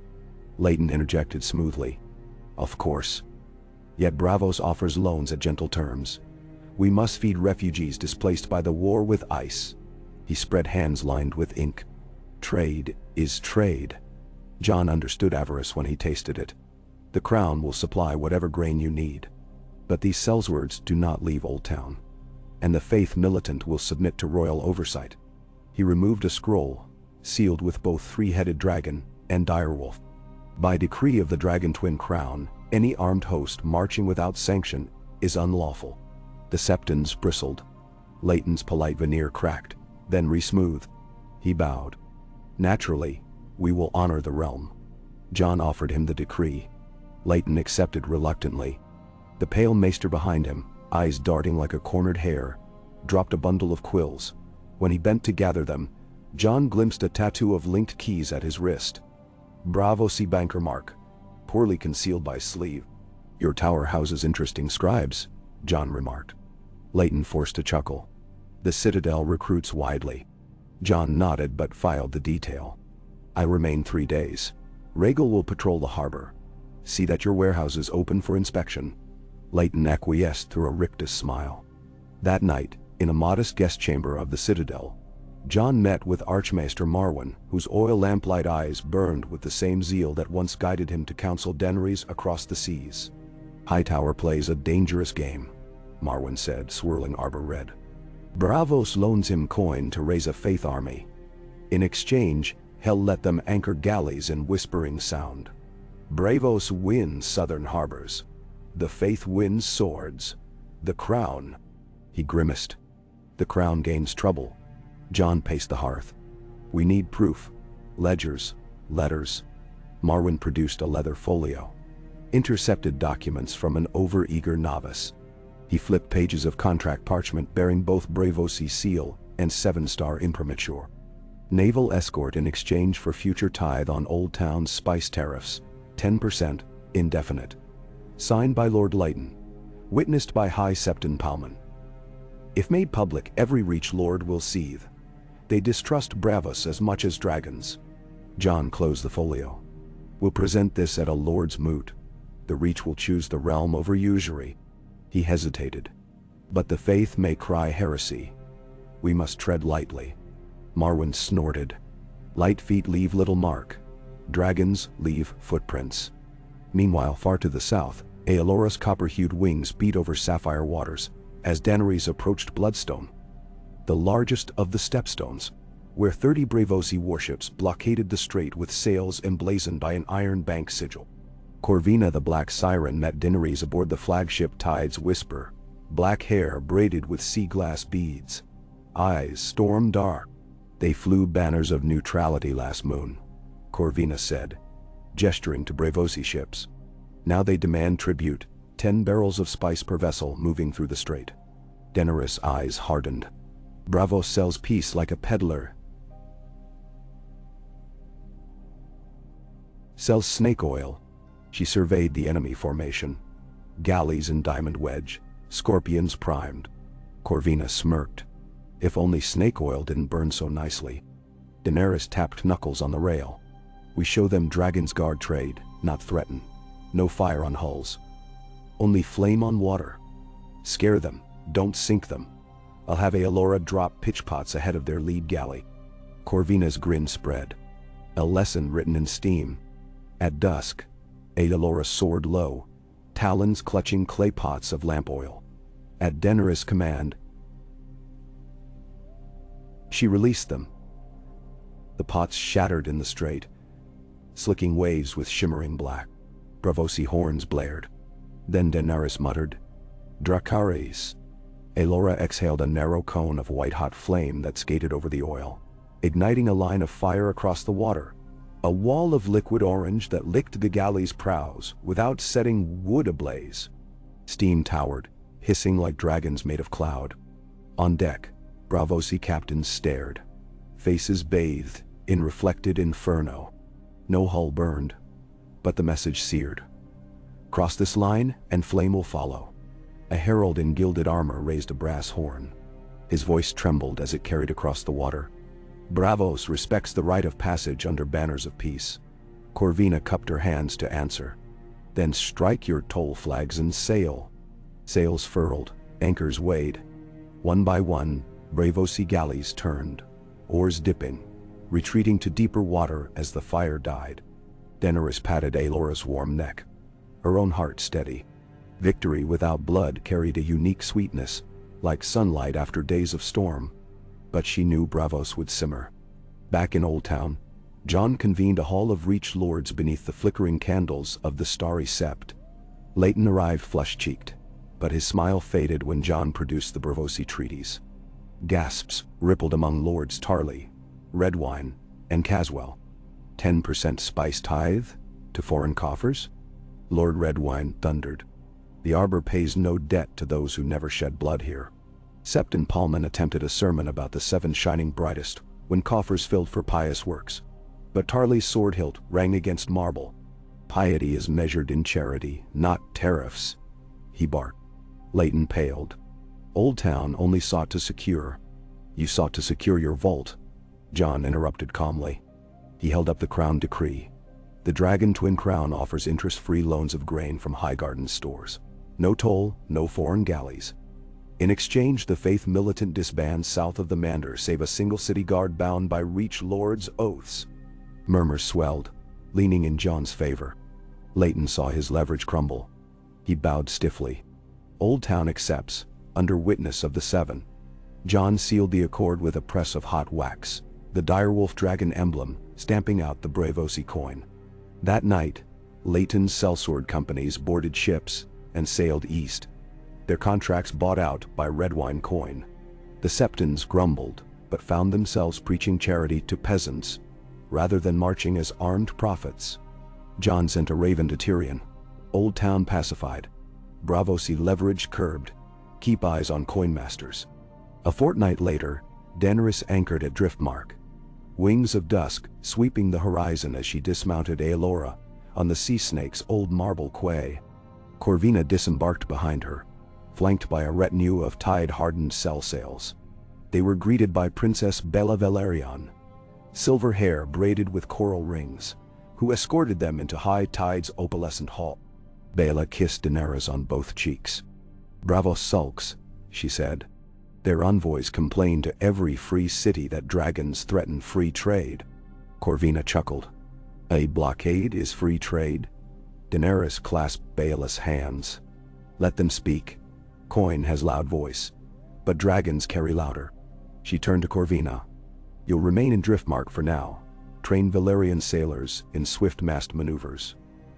If Braavos returns, they'll find every Westerosi ship dances like sirens." Corvina bowed with theatrical flourish. That evening, a silver gull carried a letter bearing Jon's wax. Bella found Daenerys in the garden staring at the sea, and handed it over. She read, "Old Town secure. Faith humbled. Returning to you. Boats of Reach wine in tow." Signed only with the drawn outline of a wolf curled around a dragon, tails entwined. A laugh bubbled unbidden. Bella cocked her head. "Good news. The best," Daenerys whispered. "Proof trust travels faster than wings." On the first day of the harvest moon, Jon and Daenerys met at the Trident's Green Fork, where camp followers set up a fair beneath banners of every great house. Colored lanterns bobbed between tents. Minstrels plucked lutes tuned to both Dornish and Northman scales. Here the harvest tour would truly begin, council and carnival entwined. Jon arrived atop Rhaegal, landing beyond rows of wagons filled with barley and apples. Daenerys awaited him, astride a sleek black courser, as Drogon circled protectively overhead. Mended wing cutting perfect arcs. They dismounted and embraced, wordless. Ghost trotted to Aelora, the young dragon chirping inquisitively. The direwolf huffed, unimpressed, and settled at her talons. Children gasped, until laughter spread at the sight of beasts behaving like old friends. Together, the rulers walked the fairway. They tasted honey cakes baked by Tully widows and smoked eel offered by ironborn fishermen. Jon hefted a toddler who insisted she touch Rhaegal's scale. Daenerys blessed a newborn swaddled in cloth, embroidered with a blue winter rose and red dragon. Each gesture planted seeds deeper than decrees, seeds Tyrion once insisted would outlive them if tended. At sunset, they convened under a canvas pavilion of intertwined red and gray silk. Lords and small folk alike gathered, torches lighting a circle. Daenerys stepped forward first. "Westeros stands at a crossroads long neglected," she said, voice strong. "But the road ahead belongs to us all. No crown, no coin, no god will forge it alone." She spoke of the ice specter shattered. The Sellswords turned aside, the blockade broken. Then she drew the dirk Jon had given her, its double helix glinting fire gold, and drove it point first into packed earth. "This blade is forged of dragon and dragonglass, south and north. Let it mark the spot where unity took root." Jon followed, planting his sword Longclaw beside the dirk. "This steel slew a walker's king," he said. "Yet by resting here, it reminds us peace is the sharper blade when wielded by many hands." He laid his palm atop both pommels, then extended it outward. "Lords of the Reach, of Dorne, of the Isles, of the Vale, join us." One by one, lords stepped forward. Gendry Baratheon, bronze skin ruddy from forge heat. Arianne Martell, eyes smoldering. Yara Greyjoy, grin wolfish. Robin Arryn, thinner now but standing taller. Each placed a small token at the blade's base. A Storm's End hammerpin, a Dornish sunstone ring, a kraken-etched coin, a falcon feather. When the last token lay, Daenerys declared, "Here we found the harvest compact. Each harvest moon we meet where these blades stand, to share grain, counsel, and song. No levy raised, No war declared until this council fails to find voice. Cheers erupted, first cautious, then thunderous. Fireworks, tyrol seeds of rare Essosa powder, arched overhead, exploding in blossoms of green and gold. Dragons roared approval. Yet as sparks fell, a hooded scribe in the crowd scribbled notes with thin lips curled in secret disdain.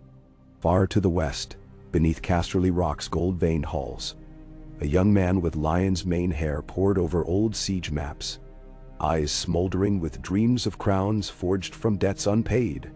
And in Bravos, coinmasters tallied losses, their inked fingers tapping impatient rhythms that echoed like distant war drums. Peace still hung fragile as gossamer, swaying in every fresh breeze. But for this one harvest eve, beneath torchlight and dragon shadow, Westeros danced. Wolves howled beside krakens, roses twined with vipers. Even crows left the battlements to steal crumbs from feast tables, as though they too sensed a dawn worth singing. Jon led Daenerys in a slow turn to the music of pipes and drums.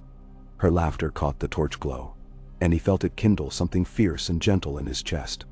They did not speak, for words could only bruise the moment. Instead they listened. To the rustle of banners, the distant hush of dragons settling onto hilltops, the river's night chorus.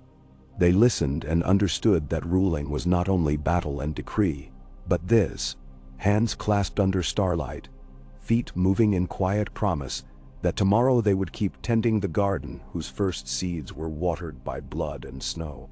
Somewhere in the dark, the hooded scribe finished his notes and slipped away. Somewhere beneath mountains, a lion cub practiced with a sword too large for his arm. Somewhere off the narrow sea, bankers plotted new schemes. But tonight, the compact held. And the people, waking from years of dread, found themselves humming again.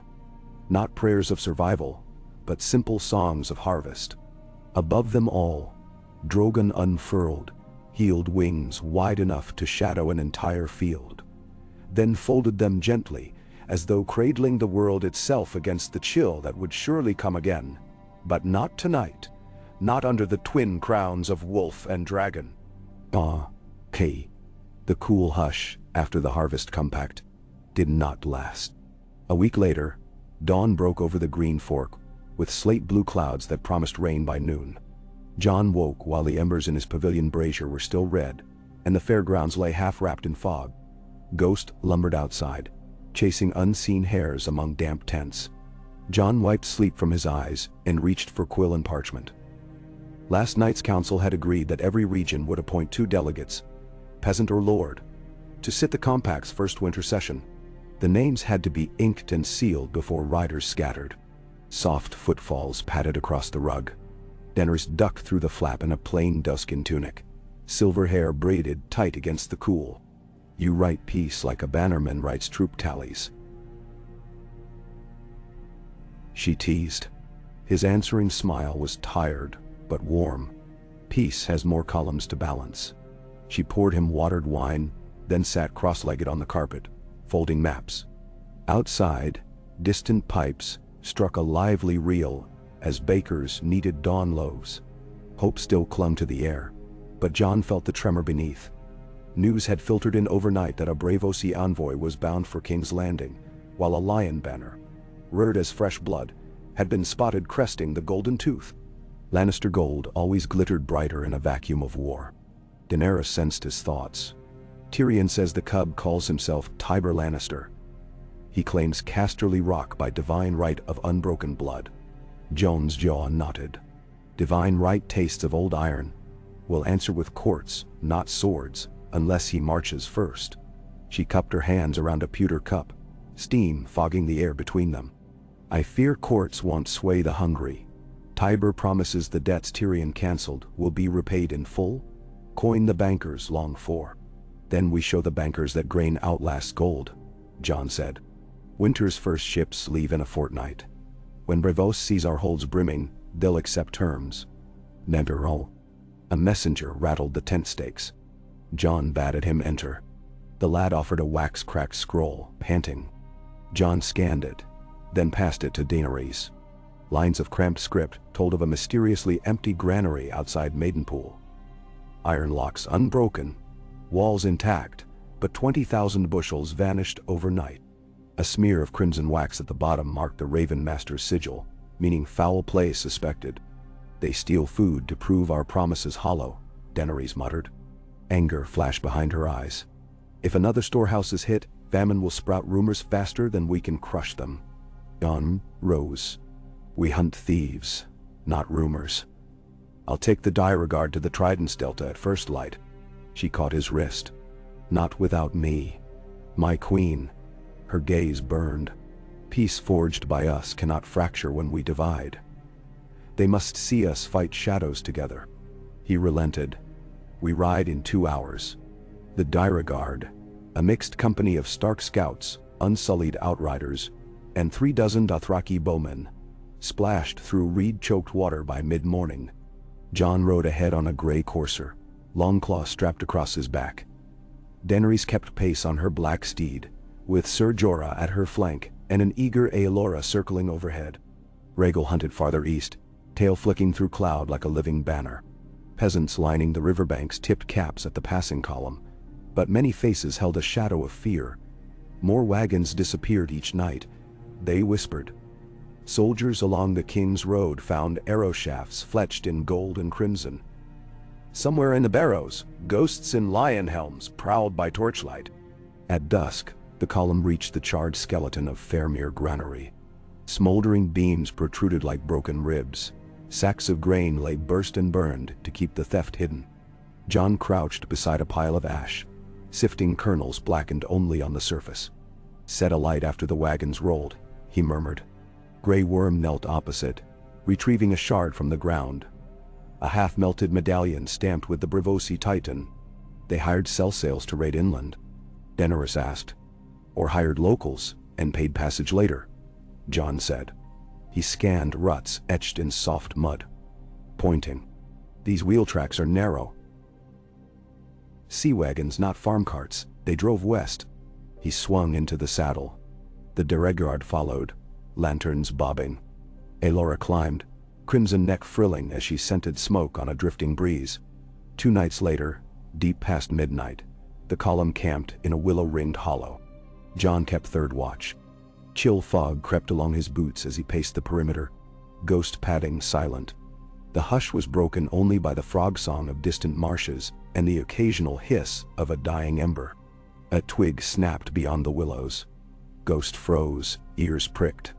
Jon loosened Longclaw. He signaled 2 unsullied to fan left, then stepped into the veil of trees. Moonlight filtered in lances through branches. A cloaked figure crouched at the water's edge, filling a wineskin. Another silhouette waited with a lantern hooded by his palm. Jon advanced. "Stand and name yourself." The lantern bearer whirled, lantern spilling light across a young man's face smeared with coal dust. His cloak's inner lining flashed crimson. "7, save us," he gasped. He dropped the lantern, spun, and sprinted. Ghost lunged. Jon called him off. He wanted the man alive. He tackled him with a crunch of reeds. The second figure shrieked and tried to flee, but unsullied spears blocked escape. Within moments, the Diergard ringed 2 prisoners. The boy who'd fled, and a girl scarcely older than 16, hair in a tight braid, cheeks mud-streaked. Jon hauled the boy upright. "Smugglers? Brigands? Tell me how fair corn walks by itself to Casterly Rock." The boy spit river water. "We feed the lion 'cause the wolf and dragon forgot us. The cub pays in silver we can hold." Daenerys rode in, cloak trailing dew. She dismounted, eyes hard but sad. "Forgotten by who?"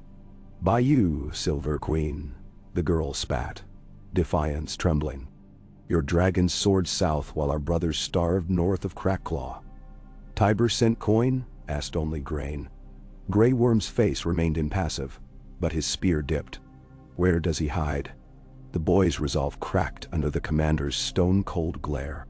"Emil Aberley, east bank of the Blackwater. Wagons load by night, ride forest tracks to the Gold Road, over the Black Hills." Daenerys glanced at Jon. "A dawn raid ends this."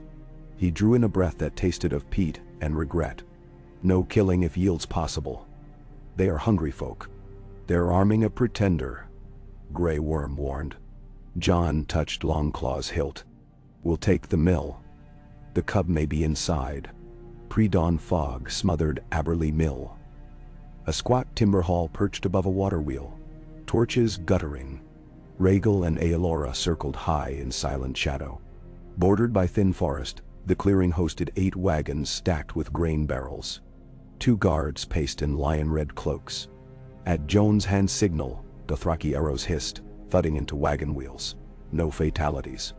Unsullied charged, knocking swords aside, binding shocked men.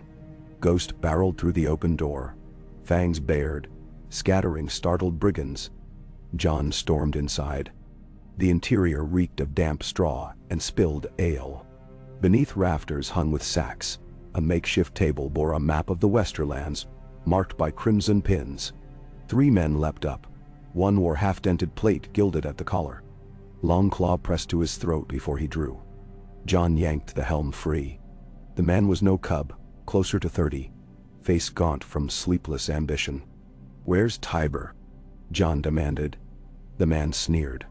"A day's ride west. Even now he cuts lion banners for the march." Daenerys entered, barefoot on creaking boards, her presence like heat. The man's sneer faltered. She paced the table. "You steal feed from those still healing, to fund a boy's bid for war. Tell me, will your banners sprout barley come winter?" The prisoner's bravado returned in a hiss. The realm loved lions once, before dragons scorched their towers. We'll love them again. Love bought with stolen bread crumbles, she said. Jon bound the man's wrists. He stands trial before the next harvest moot. He faced the gathered laborers, boys and old men dragged into service. "Take your packs and go. This grain rolls north, not west." One laborer fell to knees. "My lord, we'll starve." Daenerys knelt too, meeting his eyes. "Work these wagons east to the Reach storehouses. You will earn coin threefold what the cub promised, and no blood price." "I swear it." He nodded, tears smearing dirt on his face. By sunrise, the mill compound transformed. Unsullied reset wheel arms. Dothraki patched wagon axles, and laborers poured barley into new sacks, embroidered with a twin emblem, wolf encircled by a dragon. When the procession rolled, villagers lined the lane, watching with wide, wondering eyes as dragons wheeled overhead not to burn, but to guard.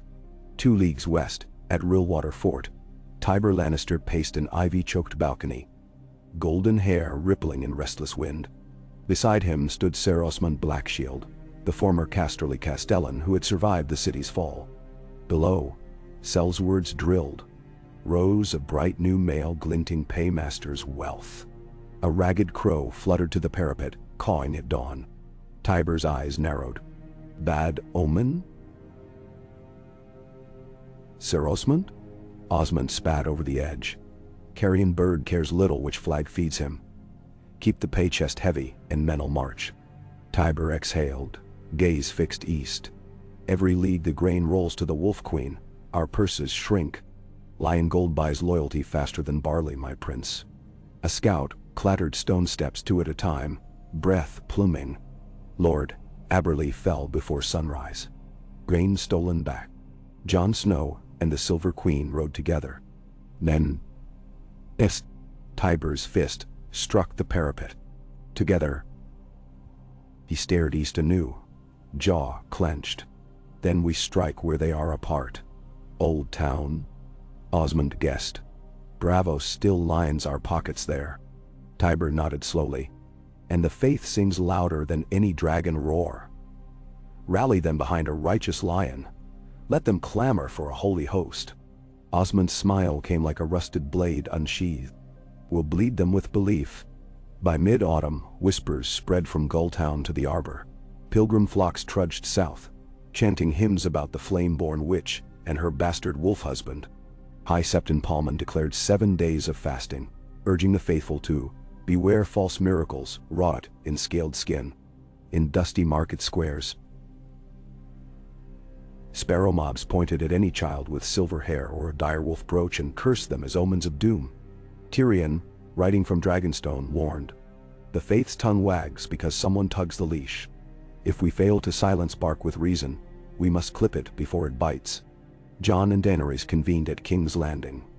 Still a shell of cracked spires, but now bolstered by new brick and flowering vines. Small folk gathered there because the harvest compact promised work. Grapevines climbed the gutted steps of the Red Keep. Children played tag beneath rebuilt colonnades. Yet at the gate of the gods, sparrow preachers railed, rousing pockets of discontent. Inside the council chamber, its scorched walls repainted forest green, Tyrion unrolled reports. Old Town's new sparrow host crosses the Mander in 3 weeks. 17,000 if their numbers hold, banners of the seven born beside lion pennons. Braavosi coin buys them mules, grain and fools. Grey Worm placed a dagger on the map, where the Mander met the Roseruad. Seals them here. Unsullied hold line. Jon frowned. Killing faithful spills wine on tinder. We must meet them before swords unsheath. Missandei set a scroll beside the dagger. Braavos petitions the Lords Declarant to recognize their right to protect investment in Westerosi debt. If granted, Braavosi galleys may dock troops as brotherly aid. Daenerys' patience frayed. So, a foreign bank and a would-be cub would fatten their purse by cloaking conquest in sanctity. Very well. We ride to the Mander and speak from Dragonback. If they crave spectacle, we will give them truth emblazoned in sky, not sword. Tyrion closed his ledger. A suggestion, your graces. Bring Baela Valerian's fleet to the mouth of the Honeywine. Show Braavos that every harbor they covet bristles with Westerosi sails. Daenerys nodded. Do it. Jon turned to Davos. And you sail north. Fetch grain and refugees from White Harbor. The Faith claims dragons rule by fear. Prove them wrong with bread. Then the writer. Davos bowed. Ay, lad.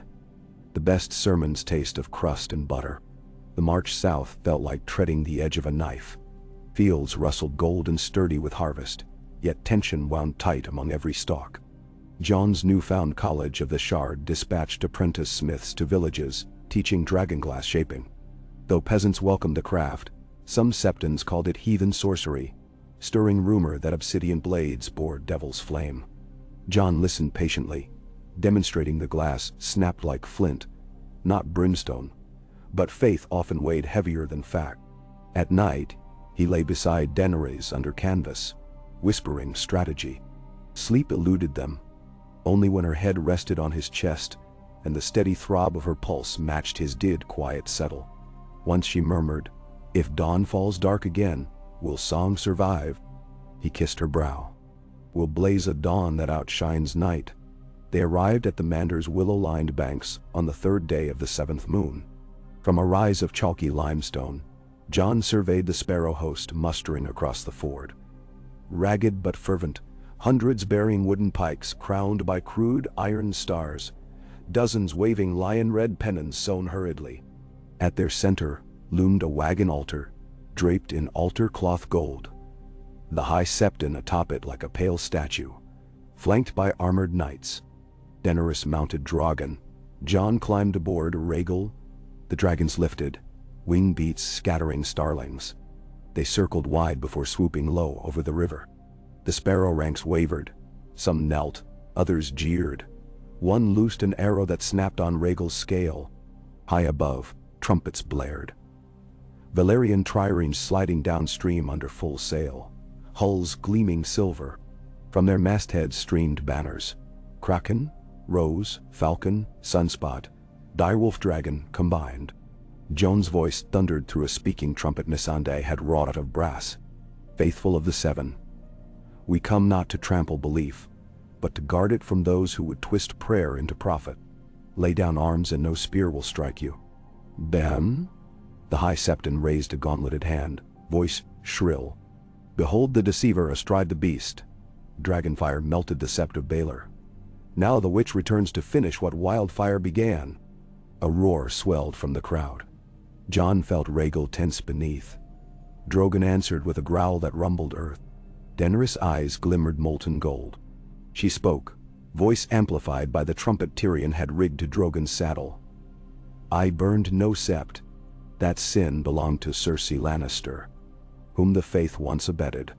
Shall you kneel now before another lion who seeks the same ruin? Da. Jeers faltered. Doubt stirred. A lone sparrow stepped forward, lowering his pike. My wife died in the wildfire, he shouted. The Dragon Queen freed Meereen's slaves. Why would she torch the innocent? Murmurs rippled. The High Septon's face flushed. Tyber Lannister rode from behind the altar wagon astride a white destrier, clad in gilded mail, his helm crowned by a small lion's mane crest. He halted, sunlight glinting off his greaves, and called, "Dragon lies!" She would see Westeros kneel to foreign gods and foreign coin. Many know. Daenerys leaned forward. Foreign coin, like that in your coffers. Tyber's cheek twitched. Better foreign coin than enslaving flame. And yet, Jon added, your foreign coin comes from the same bankers who funded the faith militant once before, when Tyrion Lannister burned King's Landing. How many times does lion gold buy sin before you call it a beast? A hush blanketed the ford. Tyber's sword scraped from its scabbard. Lion blood claims this realm by right of legacy. Before he could spur forward, Drogon dropped, wings cracking. Dust billowed. Daenerys dismounted. She drew Dark Sister and strode toward the river's shallow crossing, her cloak snapping. Jon landed Rhaegal opposite Tabor, Longclaw glistening. I will not spill blood of faithful, Daenerys called. But challenge your lie for all to witness. Trial by combat, dragon versus lion. If your god wills victory, strike me down. Tiber hesitated. The High Septon gulped. A roar of approval rose among sparrows. Either bloodthirst or faith in justice, Jon couldn't tell. Tiber dismounted, eyes wild, sword shaking. I accept. Daenerys shed her cloak, rolled shoulders. Jon's pulse hammered, yet calm pooled behind it, a certainty she was flame incarnate. The duel began. Tiber lunged, heavy strokes clanging against Dark Sister's quicksilver arcs. Dust spiraled. Each clash echoed across the river. At first, rage lent Tiber speed, but Daenerys' footwork flowed like water, blade weaving. Minutes ticked. Gasps rose as Tiber's swings grew ragged. Finally she pivoted, parried high, and twisted his wrist. His sword flew, embedding in mud. She leveled Dark Sister at his throat. Yield, and the faith returns to prayer. Persist, and your god decides. Tiber's chest heaved. He glanced at the High Septon, who offered no rescue, only trembling lips. Pride warred with prudence. He spat at Daenerys' boots. A hush thicker than fog settled. Daenerys exhaled, then flicked her blade, slicing a lock from Tiber's mane crest. It fluttered away on the breeze. She lowered Dark Sister. Prides. Slower than flesh. Live with your shame. Bam? She stepped back. Jon watched Tiber slump to knees in mud. Murmurs swelled, shifting from fury to murmured awe. The High Septon, seeing his champion spared, raised trembling arms. The Seven judge through mercy, he cried. Perhaps he meant to twist the moment into his own sermon, but the crowd's focus had shifted. They witnessed dragonfire held at bay by restraint, not unleashed. Sparrow pikes lowered. A chant began. Grain, grain, grain. A plea for sustenance, not blood. Daenerys turned, gaze softening. She called her herald. Open the wagons. On the north bank, Davos barges nudged ashore carrying barrels of rye and racks of salted mutton from White Harbor. Unsullied rolled them down planks into waiting hands. The roar that followed was not warlike. It was hunger answered. Jon sheathed Longclaw and approached Tiber. Kneeling, he spoke low. Lion pride blinded many before you. Spend your days feeding people, and maybe the realm will forgive. Tiber glared, but tears shone in his eyes. He said nothing. The faith host disbanded by dusk, many joining grain lines rather than mustering. The High Septon retreated to Old Town, voice dimmer. Braavosi envoys sailed home, Contracts voided when sellswords refused to fight bellies that would thank them instead. That winter, fires burned only in hearths, lighting feast hall rafters where a northern bard plucked strings carved from frozen wood, playing a ballad called "The Compact's Dawn." Children recited lines, dragons guarding granaries, lions tamed. Faith fed, yet in a marble chamber beneath Bravos, coinmasters sharpened quills over new ledgers. In Casterly caverns, Sir Osmond whispered to exiled sellsword captains about plans, grander still. And in the shadows of the Shadow Tower ruins, a lone wanderer with spiral scars etched in frostbite walked south, cradling in gloved hands a shard of ice that pulsed a faint, returning glow. But for now, under banners of entwined wolf and dragon, Westeros inhaled a steady, hopeful breath. In the Queen's solar at Dragonstone, candlelight limned Daenerys air in halos of molten gold, while she composed letters offering seed grants to township cobblers. Jon sat beside, drafting charters for river pilots to ferry grain, free of toll. He paused, hand cramping, and looked to her. So many stones left to lay. She set her quill down, eyes gentle. Better stones than bones. He brushed a stray lock from her cheek. "We'll build a road they cannot burn. Together," she said. Ghost thumped his tail. Rhaegal's roar echoed distantly, mellow as if seconding the oath in draconic baritone. Outside, waves beat volcanic rock in patient lullaby. And for the first time in years, neither ruler heard underlying drums of war, only the tidal rhythm of a realm mending itself. Stone by stone, seed by seed, breath by hopeful breath. Night settled over Dragonstone like a velvet shroud, stitched with silver thread stars. The citadel's volcanic vents breathed faint plumes of warmth into the chill sky, sending shimmering heat currents around the three dragons perched upon the ramparts. Aelora, restless as always, flicked her tail at shadows below, while Rhaegal dozed with one eye open. Drogon, his massive wings now fully healed, surveyed the sea with a brooding calm that belied the tempest quietly forming on every horizon. Inside the Queen's solar, the only light came from a single oil lamp and the faint glow of smoldering coals. Daenerys leaned over a parchment map, marking sea lanes with a fresh feather quill. Jon sat opposite, a stack of raven letters at his elbow, reading and rereading the same line in silent contemplation. Grey Worm and Missandei stood near the hearth, murmuring in low Valyrian about shipping manifests and troop rotations. Tyrion had taken leave to the rookery to dispatch half a dozen urgent birds. Even at rest, the Crown's circle never truly slept. Jon broke the silence first, voice raw with weariness. "Our grain caravans reached the western foothills in 3 days. Davos writes that Winterfell's granaries brim for the colder moon." He ran a hand through dark curls, then tapped a new missive. "But the Citadel warns of sickness on the northern road. River fever, they call it. Children coughing blood. Livestock dying too quickly." Daenerys' brow furrowed. River fever never traveled so far north before. Her quill hovered above the Blackwater rush. "Does the maester say why?" "Stagnant wells, fouled by lingering corpses from our last skirmish. Mossy runoff, rats, overcrowded holdfasts." He looked up. "He begs for healers and copper kettleworks to purify water." Missandei stepped forward. "I will prepare orders. 3 coppersmith guilds in King's Landing are idle. Retool them." Daenerys nodded. "Jon, dispatch the college apprentices from Wintertown. They know obsidian filtering better than any." Her eyes flicked to Grey Worm. "Send 100 unsullied to escort. No more. We can spare little." Grey Worm inclined his head, expression unreadable. A knock echoed at the oaken doors. Tyrion slipped inside, smelling faintly of ink and sea salt wind. "I've sent ravens to Baela and Corvina. Valyrian sails will remain on constant patrol near Old Town until we discover where Bravosi coin flows next." He tossed a parchment onto the table with a weary sigh. "And this, straight from the Iron Bank." Daenerys unfolded it. A terse line of Braavosi script demanded repayment of pre-war debts. Debts she had already negotiated into annulment.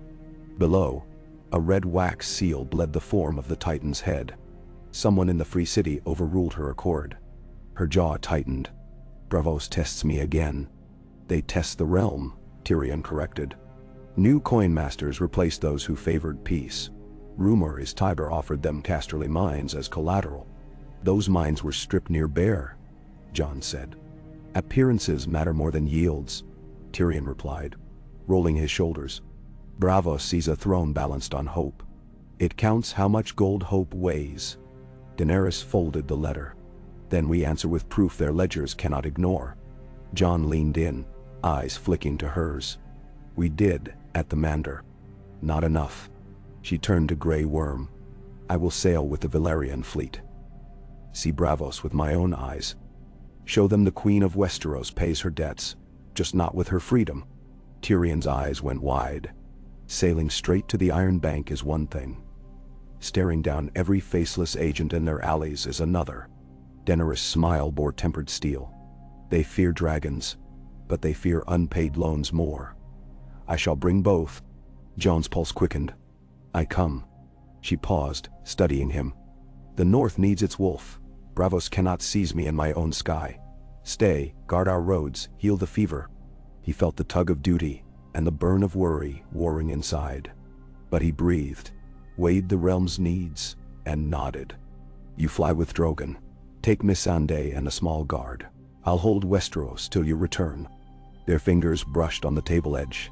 An unspoken promise forged in the brief touch of skin to skin. The next evening, high winds carried Drogon and Aelora eastward, their silhouettes black against a violet-gold sunset. On the beaches below, Rhaegal paced restlessly as Jon watched until the last wingtip vanished beyond the horizon. The sea heaved, gulls cried, and loneliness gnawed his heart in a way even wartime never managed.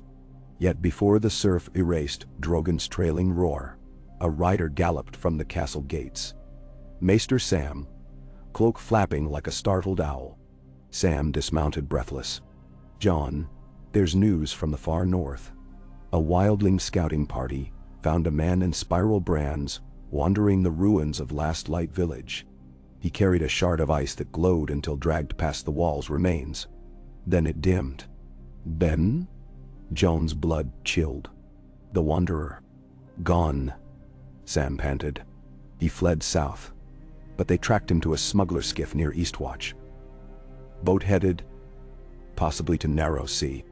Jon's mind leapt. Spiral scars, ice shards, echo of the antlered necromancer. Could some shard have survived? Could Braavos hold more than coin? We need his course, Jon said. Did Eastwatch send ravens? Sam shook his head. The garrison's still small. They only found charred driftwood where the skiff landed. Jon stared seaward to where Daenerys flew. Braavos lay in the Wanderer's path. Braavos shimmered in dawn mist, like a city made of pearl and tarnished steel. The Black Pearl, elder stateswoman of the courtesan quarter, guided Daenerys' skiff through the secret shallows beyond the Titan's shadow. The elder woman's voice was rich as spiced wine as she explained the labyrinth of canals. The Iron Bank steps are cold, but they warm quickly when a debtor sells penance. Daenerys watched the marble facade loom ahead. Fluted pillars, stone griffins gripping iron lamps, the Titan's sigil etched everywhere like a watchful eye. Missandei stood behind her, soft sandals silent on deck, eyes scanning every archway for crossbows. Drogon circled overhead, his reflection rippling along the canal. 3 coinmasters met them on the dock, robes trimmed with sable. Their leader, an ancient man with papery skin, bowed stiffly. Queen Daenerys. We trust your visit is brief. And now, Daenerys disembarked, armor gleaming sun-off black and crimson scales. Brief and fruitful. I understand you seek payment for King Robert's debt. Debt voided by the previous board. The coinmaster's smile was skeletal. Boards change. Contracts endure. She produced a scroll, Braavos' original annulment, sealed with the very Titan wax. Your seal, your agreement. Mine to break or uphold? He frowned. Rogue coin masters lacked authority. Drogon's roar drowned his protest, wings casting a shadow across the dock. Boats rocked, water sloshed. Daenerys' eyes blazed. Authority, your vaults cradle gold while men starve across oceans. I bring you a different currency, grain convoys, shipping lanes and dragonfire that protects them. Invest in Westeros harvest, and your profits grow. Undermine me, and every debtor in Essos will remember the Iron Bank can be defied. The suggestion hung like storm-charged air. Whispers rippled among lesser tellers peering from balconies. The coinmaster glanced upward, weighing threats against balance sheets. No dragon had flown over Braavos in 100 years, and none had landed peaceably. Propose terms, he whispered. 1. Cease funding Tiber Lannister. 2. Lend at half interest to rebuild Old Town's ports. 3. Grain trade flows through Braavos duty-free for 10 years. The coinmaster swallowed. Half interest cripples margins. Margins heal quickly. Dragonfire does not. Silence stretched. Then he bowed lower than before. We accept. Provisional to board ratification. Your board will find ratification wise, she said, turning on her heel. Missandei followed. Above, Drogon's roar peal echoed like iron bells. Braavos held its breath. On Dragonstone, Jon paced before the painted table when a raven at last arrived from Braavos. The Iron Bank capitulated. Daenerys sailed home in 3 days. Relief surged. Yet Sam's northern report still coiled inside him. That same afternoon, Grey Worm escorted a hooded prisoner into the map room. The guards shoved him to his knees. The hood lifted. Jon confronted a gaunt man whose eyes flicked pallid blue, though no ice shard glowed now in his palm. Necrotic veins spidered his neck. I am Varric of Skagos, the prisoner rasped. Ice dreams speak of dragons that cage winter. Winter wishes to be free. Jon knelt eye level. You carried a shard of the great other. Varric's smile cracked frost on his lips. Carried, yes. Planted too. In the bones of men who will wake when the moon drowns. Jon's pulse thundered. Where? In the south. Varric crooned. In catacombs where dragons once slept. Grey Worm stiffened. King's Landing, he breathed. Jon stood. Take him to the dungeons. No flames near him. Varric laughed, a brittle sound like thin ice fracturing. Missandei hurried in, clutching a fresh raven scroll. Lord Hand, it's from the Grand Sept's archivist. The High Septon left Old Town. He rides north to cleanse the capital's catacombs with holy fire in 2 weeks. They claim the tunnels harbor shadow spirits. Jon and Tyrion exchanged looks. Tyrion muttered. Spirits of ice, perhaps, if Varric's seed took root. Upon Daenerys' return 3 days later, they met in the gallery of wind-swept gargoyles. Night blanketed the courtyard, torches crackling. Jon explained the prisoner, the catacomb threat, the High Septon's purge. She listened, eyes storm-bright. If ice shards anchor there, holy fire might wake them, not purge them. Then we must clear the catacombs before the Septon arrives, Jon said. Burn shards under dragonfire, then seal tunnels. Without killing innocents above, Tyrion added. King's Landing stands on brittle bones of wildfire caches. One wrong spark. Daenerys lifted chin. We cleanse it from within, quietly. Take Rhaegal and Aelora beneath. Drogon scorches only if needed. Night after next, before the Septon crosses the Roserat. Midnight found them deep beneath the Red Keep, torches flickering over damp crypt walls. Jon led with Ghost, stalking ahead, nose twitching at rot. Daenerys followed, dark sister unsheathed, her free hand stroking Aelora's neck to calm the young dragon as they descended spiral stairs into forgotten ossuaries.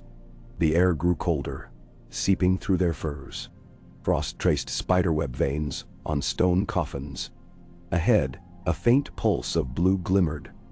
Ice shards embedded in cracked dragon skulls, left from Queen Rhaenyra's hoard. The sight chilled Daenerys. Her ancestors' remains now perverted to necromancer seedbeds.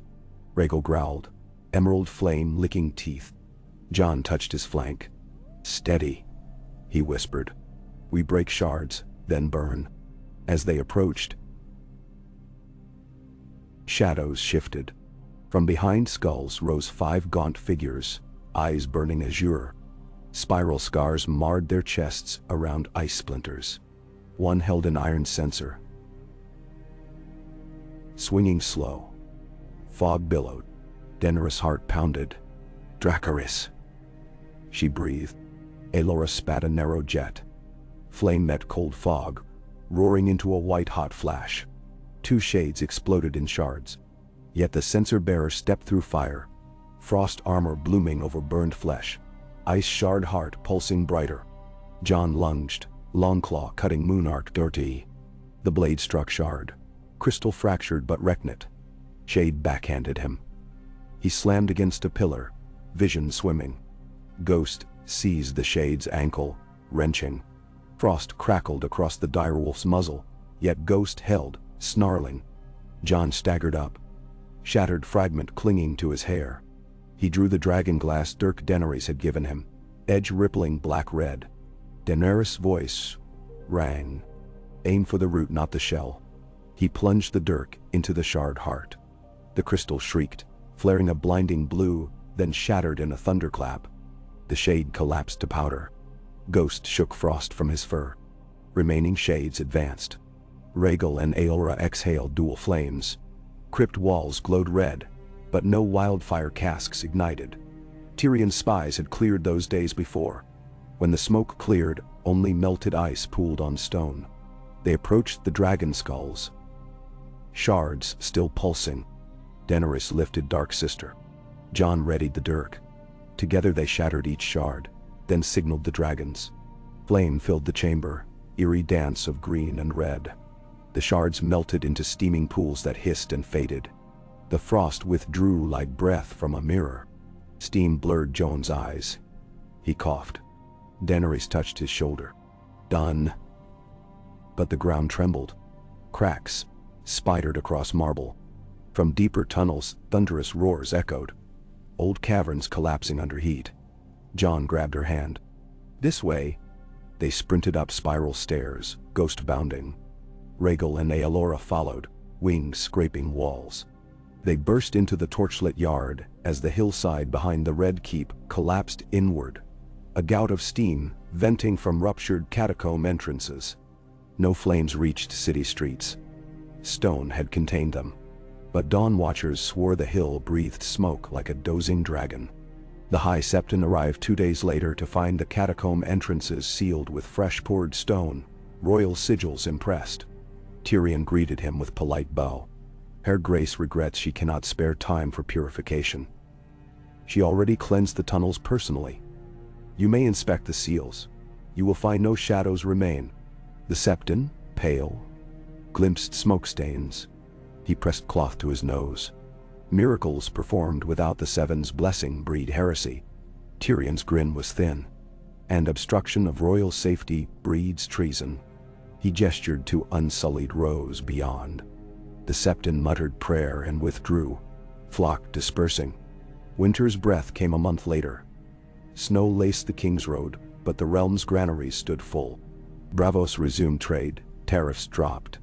Old Town's docks bustled, faith militant disarmed of Braavosi lances.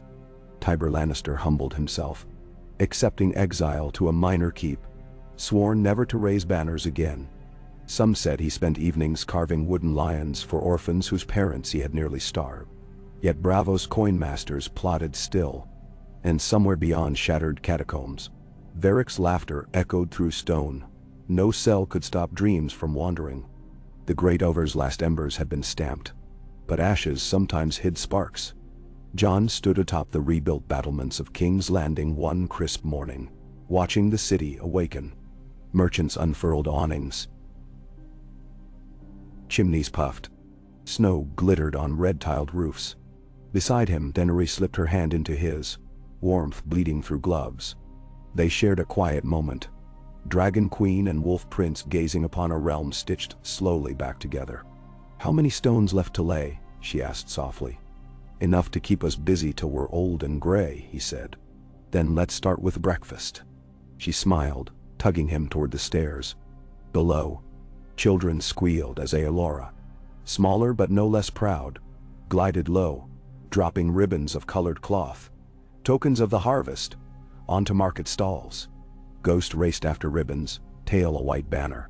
Rhaegal perched upon the Grand Sept's golden dome, watching. And high above, Drogon's sword, black wings outspread against morning sun. Not a harbinger of conquest, but a sentinel of peace. His shadow passed over soldiers training, over bakers dividing dough for the day's bread, over shipwrights hammering keels. When it brushed the old wildfire-scorched stones, no green flame flickered back, only fresh mortar and new vines climbing, as if the city itself had decided to grow beyond fear. Jon and Daenerys emerged onto the terrace where Tyrion waited with steaming cups. Grey Worm drilled recruits below. Missandei dictated letters for the next round of grain loans. San's apprentices unloaded copper kettles at the fountain. Tyrion raised his cup. "To stones laid today, so none must carry swords tomorrow." They clinked cups. Snowflakes drifted, settling on shoulders before melting into warmth. Jon watched them vanish and whispered, "May they never see night again." No heralds blared, no casks exploded in celebration. Yet the moment felt as grand as any coronation. Rulers and friends standing amid quiet, doing the slow, stubborn work of hope. Challenges waited, coinmasters' schemes, lingering sickness, new blizzards. But hope, once seated, proved as hardy as dragon-forged steel. Far across the sea, the Titan's eyes glowed in the falling dusk, and Braavos's gray tide lapped stone quays. But even there, children laughed at rumors that dragons had tamed winter. And in lonely keeps of the Westerlands, farmers sowed barley in fields once left fallow by war, trusting that caravans this time would not vanish under crimson banners. Thus the realm breathed, one measured breath after another, under watchful wings and watchful wolves. Its people no longer cowering but quietly, stubbornly mending a future that had nearly been frozen or burned away. Each dawn the twin crowns rose to meet tasks as old as kingdoms and as new as the turning year, writing in deeds the pact first traced on parchment. That wolf and dragon, once bound by blood only to feud, could choose instead to build. And somewhere on a quiet hillside overlooking the Trident, the dirk of dragonglass and steel still stood embedded beside Longclaw's silent guard, tokens of that promise. Snow dusted the hilts, yet did not dull their edge. When spring sun came, melting the white, the blades would gleam again, reminding all who saw them that peace, like steel, was forged again each day, tempered with mercy and sharpened with resolve.